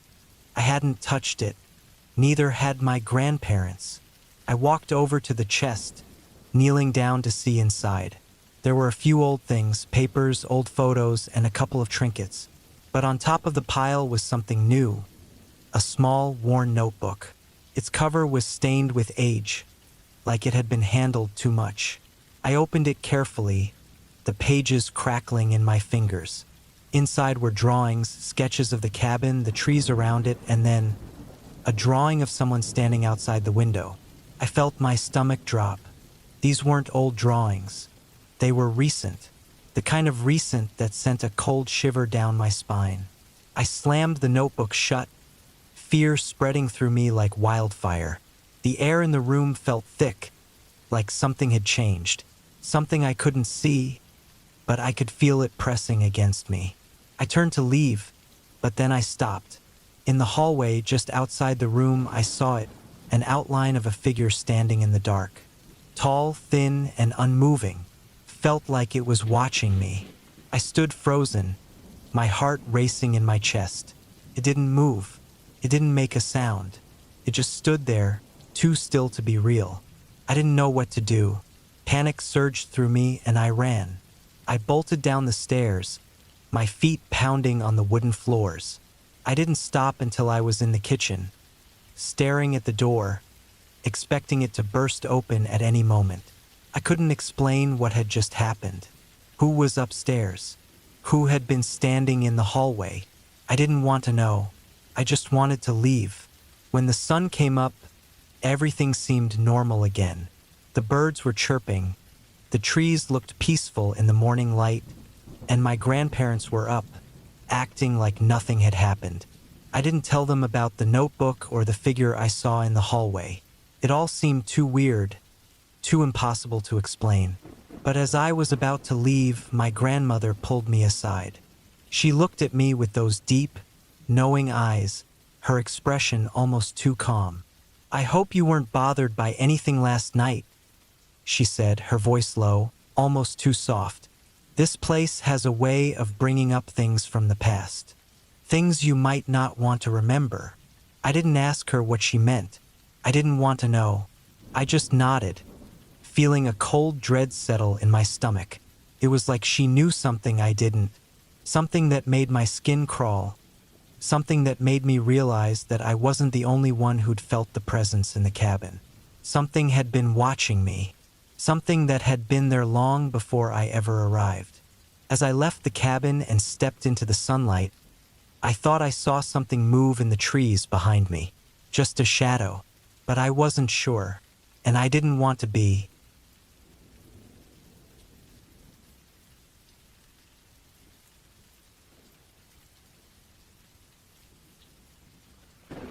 It had been a long drive to the old farm cabin. By the time I pulled up, the sun was almost down, casting long shadows over the empty field. Milo, my cat, jumped out of the car and ran straight for the porch, his tail flicking with excitement. It was supposed to be a peaceful weekend, just me and Milo, away from the noise and stress of the city. The cabin had been in the family for years, but it had been a while since anyone had stayed there. Dust was everywhere, and the floorboards creaked under every step. Inside, the air smelled old, like wood and something faintly damp. I tried to push away the strange feeling crawling up my back. After all, it was just an old cabin in the woods, nothing to be scared of. I set up for the night, lit a fire in the stove, and sat down on the couch with a book. Milo curled up at my feet, purring softly, his body warm against my legs.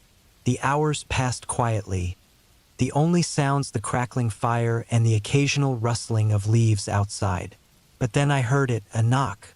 First it was soft, then louder. Knock, knock, knock, came from the back door. I froze. My heart skipped a beat. I stood up, staring at the door. The wind outside was still, and there wasn't a soul in sight for miles. I grabbed the flashlight from the counter and walked slowly toward the door, trying to ignore the thumping in my chest. The door was locked. I knew I hadn't imagined it. It was real. Another knock. Knock, knock, knock. Milo suddenly hissed, his fur standing on end. I froze again, He had never acted like this. He darted under the table, his eyes wide and staring. I looked out the windows, but the night outside was dark and quiet. No one was around. The knocking came again. This time, I moved faster, grabbed the door handle, and yanked it open. No one was there, just the empty porch, with the woods stretching out beyond it, dark and still.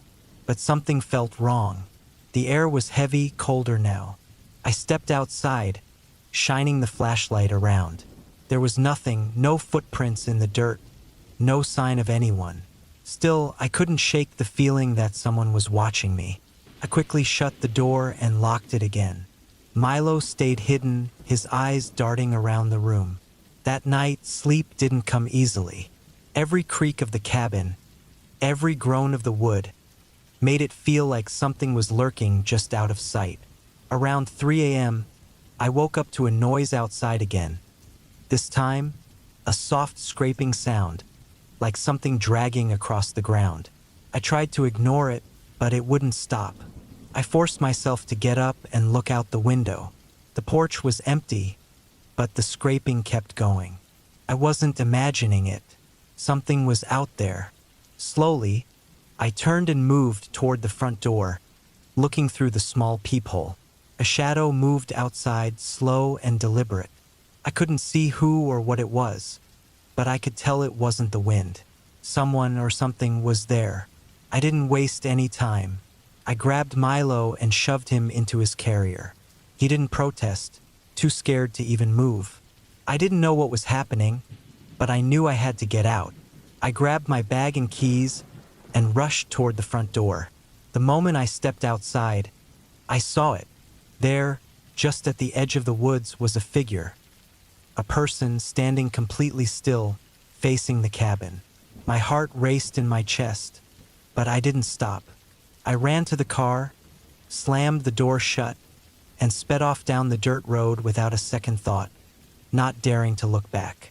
The last thing I wanted was to face whatever or whoever that was in the woods. When I finally reached the main road, my chest tightened, but the tension slowly started to ease. I glanced in the rearview mirror, half expecting to see someone following me. The road was empty. Still, something didn't feel right. I thought I was safe, but a cold shiver ran down my spine. It wasn't the first time I'd seen something like that, but I told myself it was just my imagination. But then, I realized that person, standing at the edge of the woods, hadn't moved at all. Not once. They had just been standing there watching the cabin, waiting.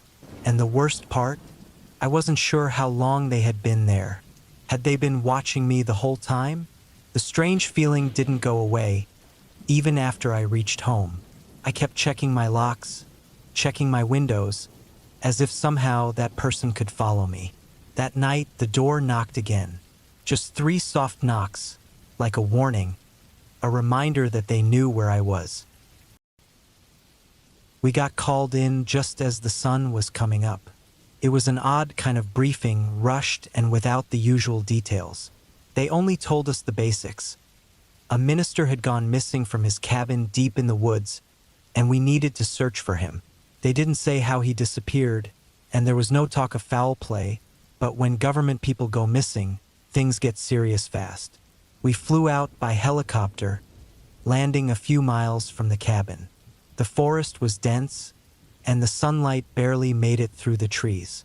It was so quiet, unnaturally so, the kind of quiet that makes the air feel thick. Even the birds and animals were silent, like the whole place was holding its breath, waiting. We spread out and started making our way through the woods, moving carefully, paying attention to every detail. Every shadow seemed to stretch too far, and every step we took made the leaves crunch underfoot, sounding louder than they should. We scanned the area, eyes darting to every movement, searching for anything out of place. As we got closer to the cabin, I started noticing strange things. The trees around the place looked damaged, scraped and stripped of bark, with deep cuts in the wood like something had gouged them out. From a distance, the cabin looked untouched, but as we got closer, the details told a different story. The window latch was broken, and there were marks along the doorframe, like someone had forced it open. When we stepped inside, the smell hit us right away. It was thick and stale, a mix of rotting leaves and something sharper, metallic. The cabin was dark, with only a few narrow strips of light coming in through the windows. Dust hung heavy in the air, like no one had been in there for a long time. But we knew the minister had been there just a few days before. The main room was a mess. Papers and old files were scattered all over the floor, some ripped and others smeared with something dark. Maybe mud, but it didn't look quite like mud. Moving deeper into the cabin, a cold feeling ran down my spine. On the floor, there was a faint trail, like something had been dragged or pulled along the dirt. We followed it, every nerve on edge, our hands steady on our weapons. The trail led us to a small door at the back, partially hidden behind a shelf that had been moved aside. The smell was stronger there, and the air felt damp and heavy. We pushed the door open, and it led down a narrow set of stairs, disappearing into the ground. It looked out of place, like it had been added as an afterthought, something meant to stay hidden. We went down slowly, the air growing colder with each step, harder to breathe. At the bottom, we found a cramped, unfinished basement. A dim light bulb flickered above, casting strange, twisting shadows across the walls. In the corner, something caught my eye. A dirty tarp, thrown over a large shape on the floor. My heartbeat pounded in my ears as I got closer, every instinct in me screaming that something was very wrong. I reached down and pulled back the tarp, inch by inch, until his face came into view. The minister lay there, face down, his clothes dirty and torn, his skin pale and lifeless. His eyes were wide open, staring blankly into the darkness. His hands were clenched, fingers caked with dirt, like he had been clawing at the floor, trying to get away from something. But his face was the worst part. There were no marks on him, no sign of a struggle, but his mouth was open in a frozen scream. Whatever he had seen, whatever had been in that cabin with him, it had been enough to kill him in pure terror, leaving him lying there on the cold ground with that look of horror frozen on his face. We called in for backup, securing the cabin as best we could, but I couldn't stop looking at him. A sense of dread settled over me, deep and cold. Whatever had happened to him, it was something I couldn't explain, and I felt it then, that the cabin and the forest around it held something dark, something that had taken him and left him there like that, empty and lifeless. We left the cabin with the minister's body, but I couldn't shake the feeling as I walked away. I knew I'd never understand what had happened there, and as I glanced back at the quiet trees, I felt sure they were watching us, holding on to their secrets, like they'd seen everything that happened to him and were just waiting for the next person who wandered too close. Since that day, I've stayed away from deep woods, and I'll never go near a cabin like that again. I don't know what killed the minister, but I'm certain that whatever waits in those woods, it isn't done yet. It's still out there, lurking in the shadows, watching, waiting for someone else to step into its reach. And when they do, I doubt there'll be anything left to find, just the silence of the trees and a cold, empty cabin waiting for the next soul.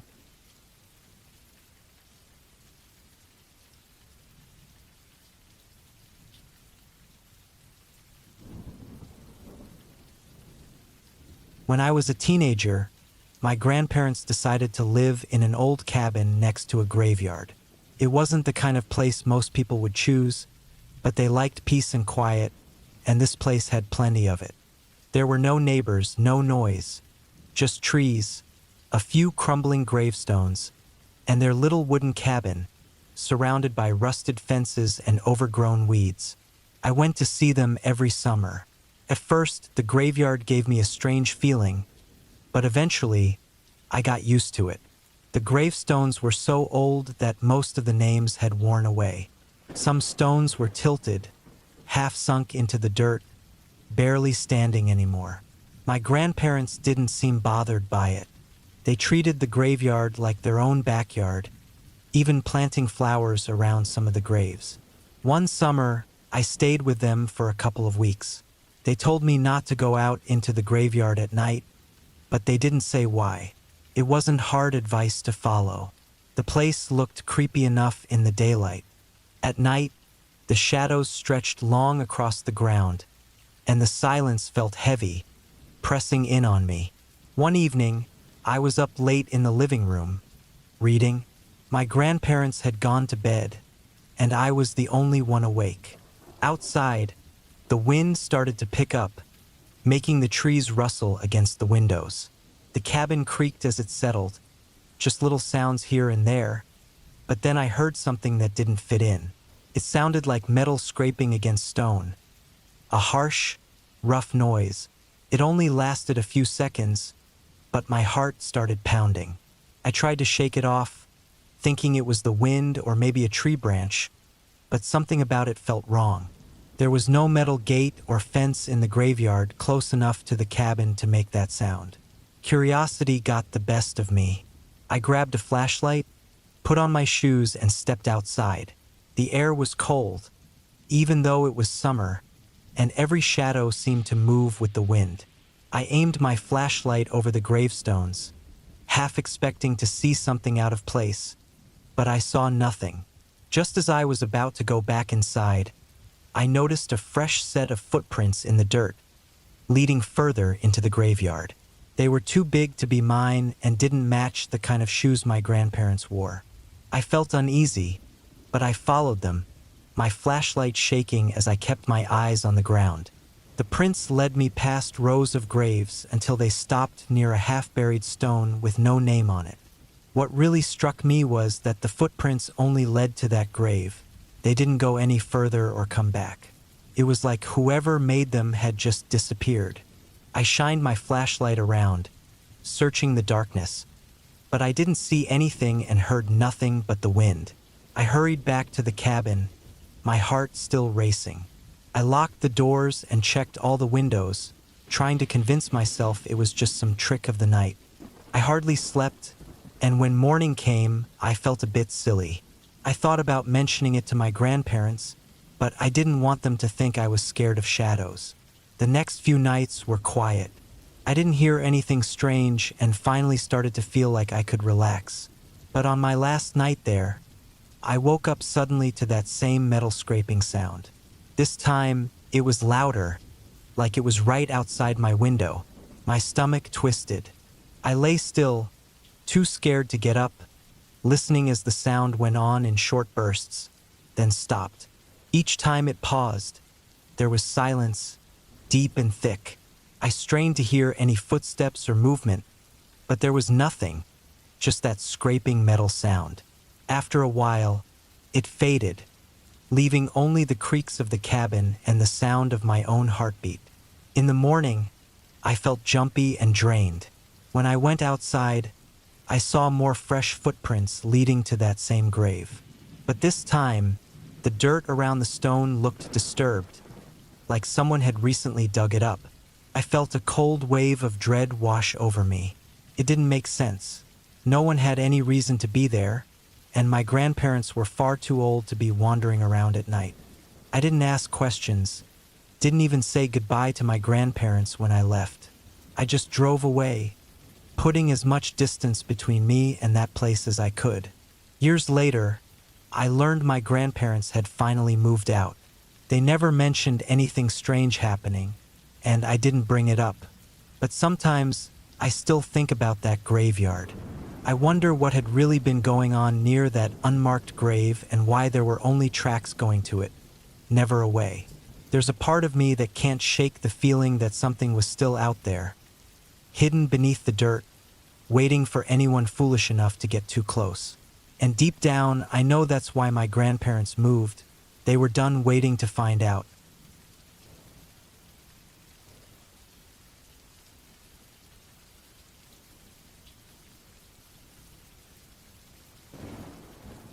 The trip was supposed to be a fun adventure.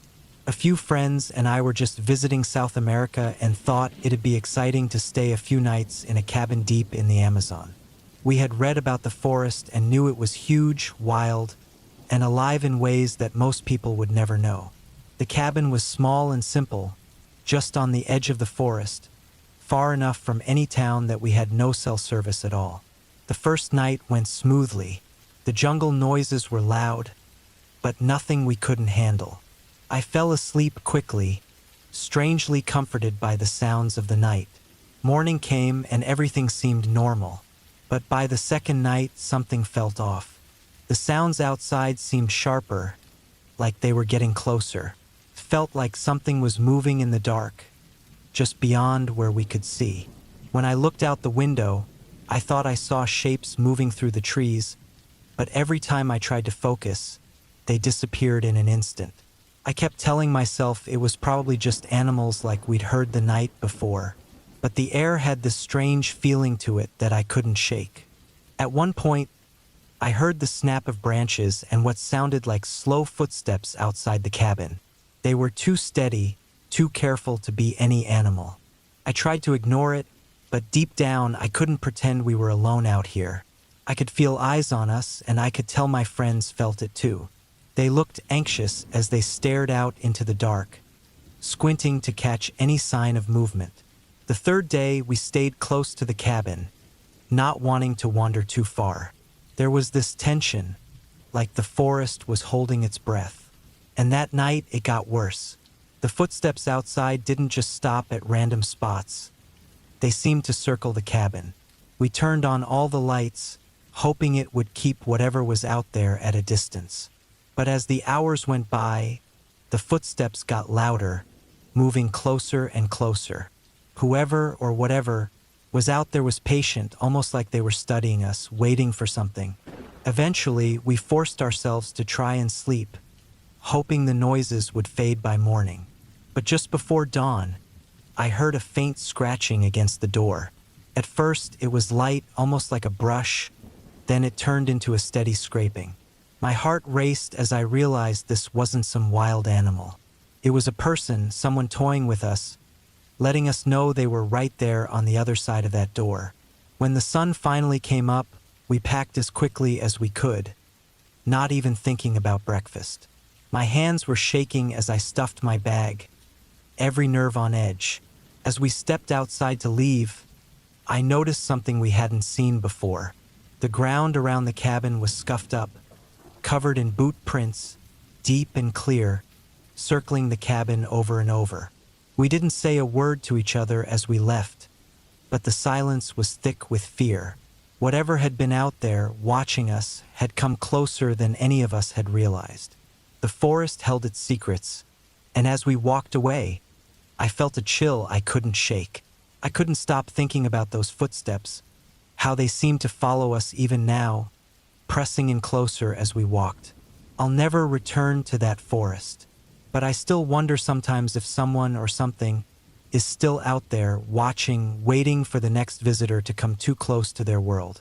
And I'll never know if they're still following me, somewhere just out of sight, ready to finish whatever they started.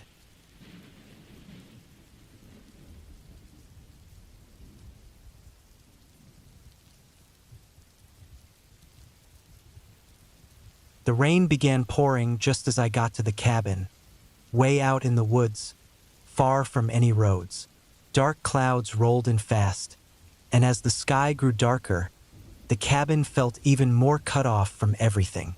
I tried to settle in, telling myself it was just another night alone, but a strange feeling started creeping up on me as the rain pounded harder on the roof. The cabin was old and small, just a single room with wooden walls that felt damp and warped. I only had a small lantern, and its light made shadows flicker across the walls. Outside, the rain fell heavy, turning the paths to mud and making the air smell thick and earthy. Inside, it was dead quiet, the kind of quiet where every creak, every shift of wood, sounded much too loud. I tried to stay calm, pushing away the thoughts racing through my mind. But then I heard it, a soft, scratching noise coming from the far corner of the cabin, near the door. I held my breath, hoping it was just a tree branch scraping against the wall. But the scratching kept going, slow and steady, almost like someone or something was doing it on purpose. My mind raced, telling myself it had to be an animal, maybe a raccoon or a stray dog looking for shelter. But no matter how much I tried to convince myself, a chill spread through me, settling deep in my bones. The scratching eventually stopped, but it wasn't long before a new sound took its place. This time it was a low, dragging noise, like something heavy was being pulled along the ground, moving along the back of the cabin. I sat frozen, barely able to breathe. The dragging sound continued, a slow scrape that moved closer to the back wall. I tried to think straight. Maybe it was just an old branch that had fallen and was rolling in the wind. But as the noise grew louder and moved around the cabin, doubt started clawing at me. It didn't sound random. It sounded like someone was moving around out there, circling the cabin. Finally, the dragging stopped. The silence was so thick it felt like it was pressing down on me. I sat in the dark, waiting, every nerve on edge. Then, just as I was beginning to think it was over, there was another sound. A faint creak from the cabin floor, like the wood settling, but it felt too close, too real. I couldn't shake the feeling that something, or someone, was just outside, standing by the door. The rain kept pouring, filling the silence with a steady, endless beat, but it did nothing to drown out my fear. I was too far from anyone, too deep in the woods for help, and a sick realization washed over me. Whatever was out there could stay as long as it wanted. It had me here alone with nowhere to run. When the first light of morning finally crept through the cracks in the walls, I didn't move at first. But eventually I forced myself to open the door. The muddy ground outside was a mess, with deep grooves all around the cabin, as if someone had paced around it, circling again and again in the rain. There were no clear footprints, just endless, looping paths that went around the entire cabin, as if whoever or whatever was out there had spent the whole night circling me. I don't know what was out there, but as I packed up, I could feel it. The cabin hadn't just been watched. I had been watched, followed. Whatever was out there wasn't done with me. It knew I had been alone, cut off, helpless. And as I walked away, I knew one thing for sure. It wouldn't be the last time it watched me.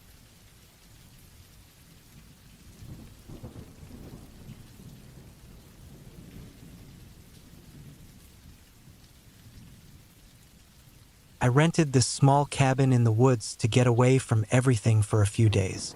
I needed some peace, a break from all the noise and stress. I chose this place because it was cheap, quiet, and far from the nearest town. When I got there, everything seemed normal, even though it looked a little old. The wooden floors creaked, and it smelled kind of musty, like an old, damp house.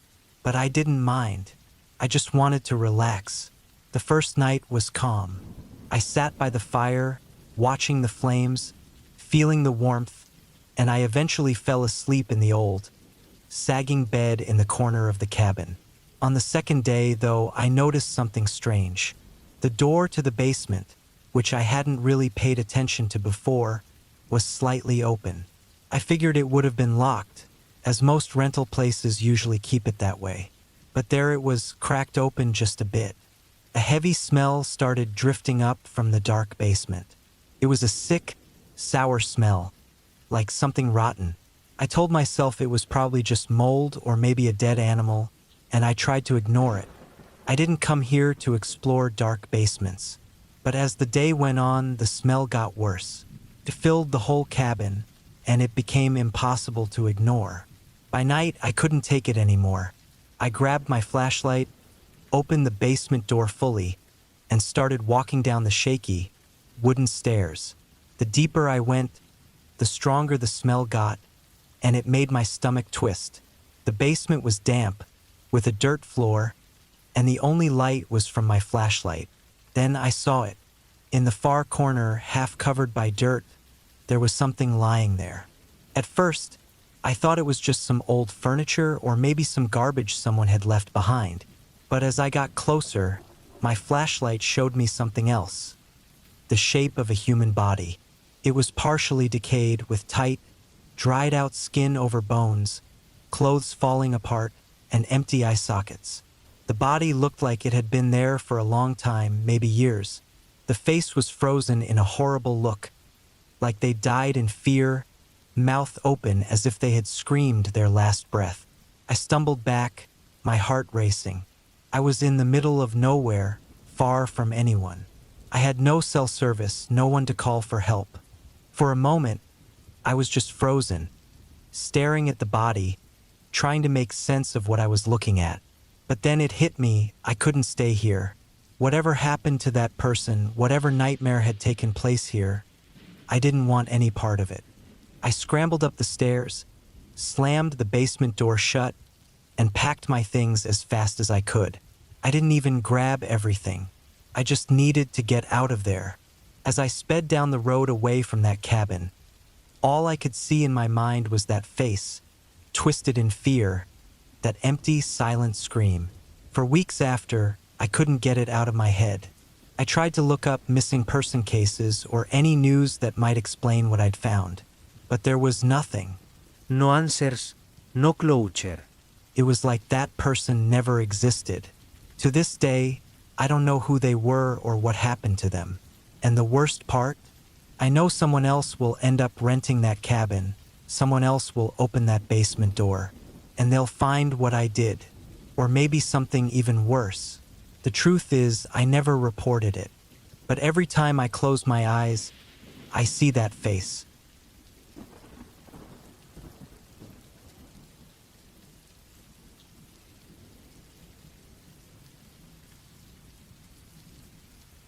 I never thought I'd end up at the old cabin again. It was supposed to be a quiet place, but the memories tied to it were far from peaceful. My ex-husband, Brad, had bought it after we split, and I never understood why. When he called and asked me to meet him there to talk about some stuff we never finished, I didn't know what to expect. But I went anyway. Maybe I thought it'd help me finally let go. I wasn't sure. The cabin sat deep in the woods, away from anything else. The air smelled thick, like pine trees and wet earth. It was late afternoon when I pulled up, the sun low in the sky, casting long shadows through the trees. The place looked just like I remembered, old with rusting nails, cracked wood, and windows that didn't seal properly anymore. I could feel a bad vibe before even stepping inside, but I pushed it down. It was just a cabin. What was the worst that could happen? I opened the door, and it groaned, like it hadn't been used in years. Inside was dark, thick with dust, and the air felt stale. The same old couch sat in the corner, the coffee table cracked, and the rug was faded and worn out. It felt like Brad had left everything here on purpose, like he wanted to hold on to the past, a past that I had been trying to forget. I glanced around, wondering if Brad had even gotten here yet. The silence felt heavy, pressing on me. I walked into the kitchen, half expecting to find him there, but the place was empty. No, Brad. No sign of anyone being here for a while. That made my nerves spike a little. I turned around and froze. The door slammed shut behind me. No wind, no nothing. It was as if someone just closed it. I tried to open it again, but the handle was stuck. I pulled harder, panic rising in my chest. The door wouldn't open. I wasn't locked in, not by any normal lock, but something felt off. I stepped back slowly, my heart hammering in my chest. A cold shiver ran down my spine. I felt it then, a deep, creeping sense that I wasn't alone in this cabin anymore. I checked the windows. They were either stuck shut or too high up to open. I was trapped. It didn't make any sense. Then I heard it.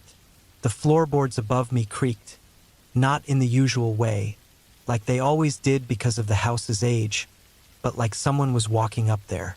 My blood ran cold. I stopped in my tracks, holding my breath, listening. There were slow, heavy steps, It sounded like someone pacing back and forth on the second floor. I moved toward the stairs, each step creaking louder than the last.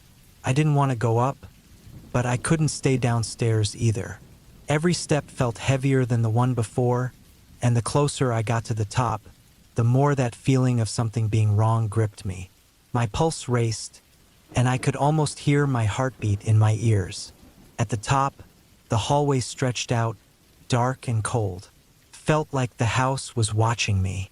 I stood there for a moment trying to gather my thoughts, but the place didn't feel like it used to. Felt alive in a way it hadn't in years, and it didn't feel right. There was something in the air, like it was waiting for something to happen. I reached the door to the bedroom. Brad had spent so much time in here, reading, making plans, but when I opened the door, it was empty. Just dust and broken furniture. Nothing out of place except for a small box sitting on the bed. I didn't remember seeing it before. I wasn't sure why I felt compelled to open it, but I did. Inside the box were a few old pictures, some pieces of jewelry, and a single note. The handwriting was unmistakable. Brad's. The note read, "I never wanted to leave you behind." My chest tightened. The words didn't make sense. I didn't know if it was some weird message or if he was trying to make things right after all this time. Either way, it made me uneasy. I turned to leave, but the door slammed shut behind me. My heart skipped a beat. This wasn't just a draft or some old house noise. I was trapped. Panic rose up in my throat. The footsteps above me were back, this time louder and quicker, like they were coming toward me. My body froze. Something was up there. Something that wasn't supposed to be. I didn't want to open the bedroom door, but I knew I had no choice. I gripped the handle, bracing myself for whatever was on the other side. When I opened it, the house was completely still. The noise stopped, and everything went silent. Too silent. I didn't wait to figure out what was going on. I ran downstairs, my heart pounding like it might explode, and somehow managed to pull open the front door. I didn't look back as I bolted outside, not stopping until I was in my car. My hands were shaking so badly I could barely grip the steering wheel as I drove away. I never went back to that cabin. It's been years, but I still don't know who or what was walking around upstairs that day. I don't know why the door wouldn't open. Maybe it was just the house playing tricks on me. Or maybe Brad had left something behind, some part of him that didn't want to let go. But something still lingers there, something that's not ready to be forgotten. I don't need to understand it. I just know I'll never go near that place again. Some things in the past need to stay there, buried where they belong. But there's a part of me that wonders, what if the house wasn't the only thing waiting for me to return? What if I'm still being watched even now, and I can't shake the feeling that I'll never truly be free from what's left behind?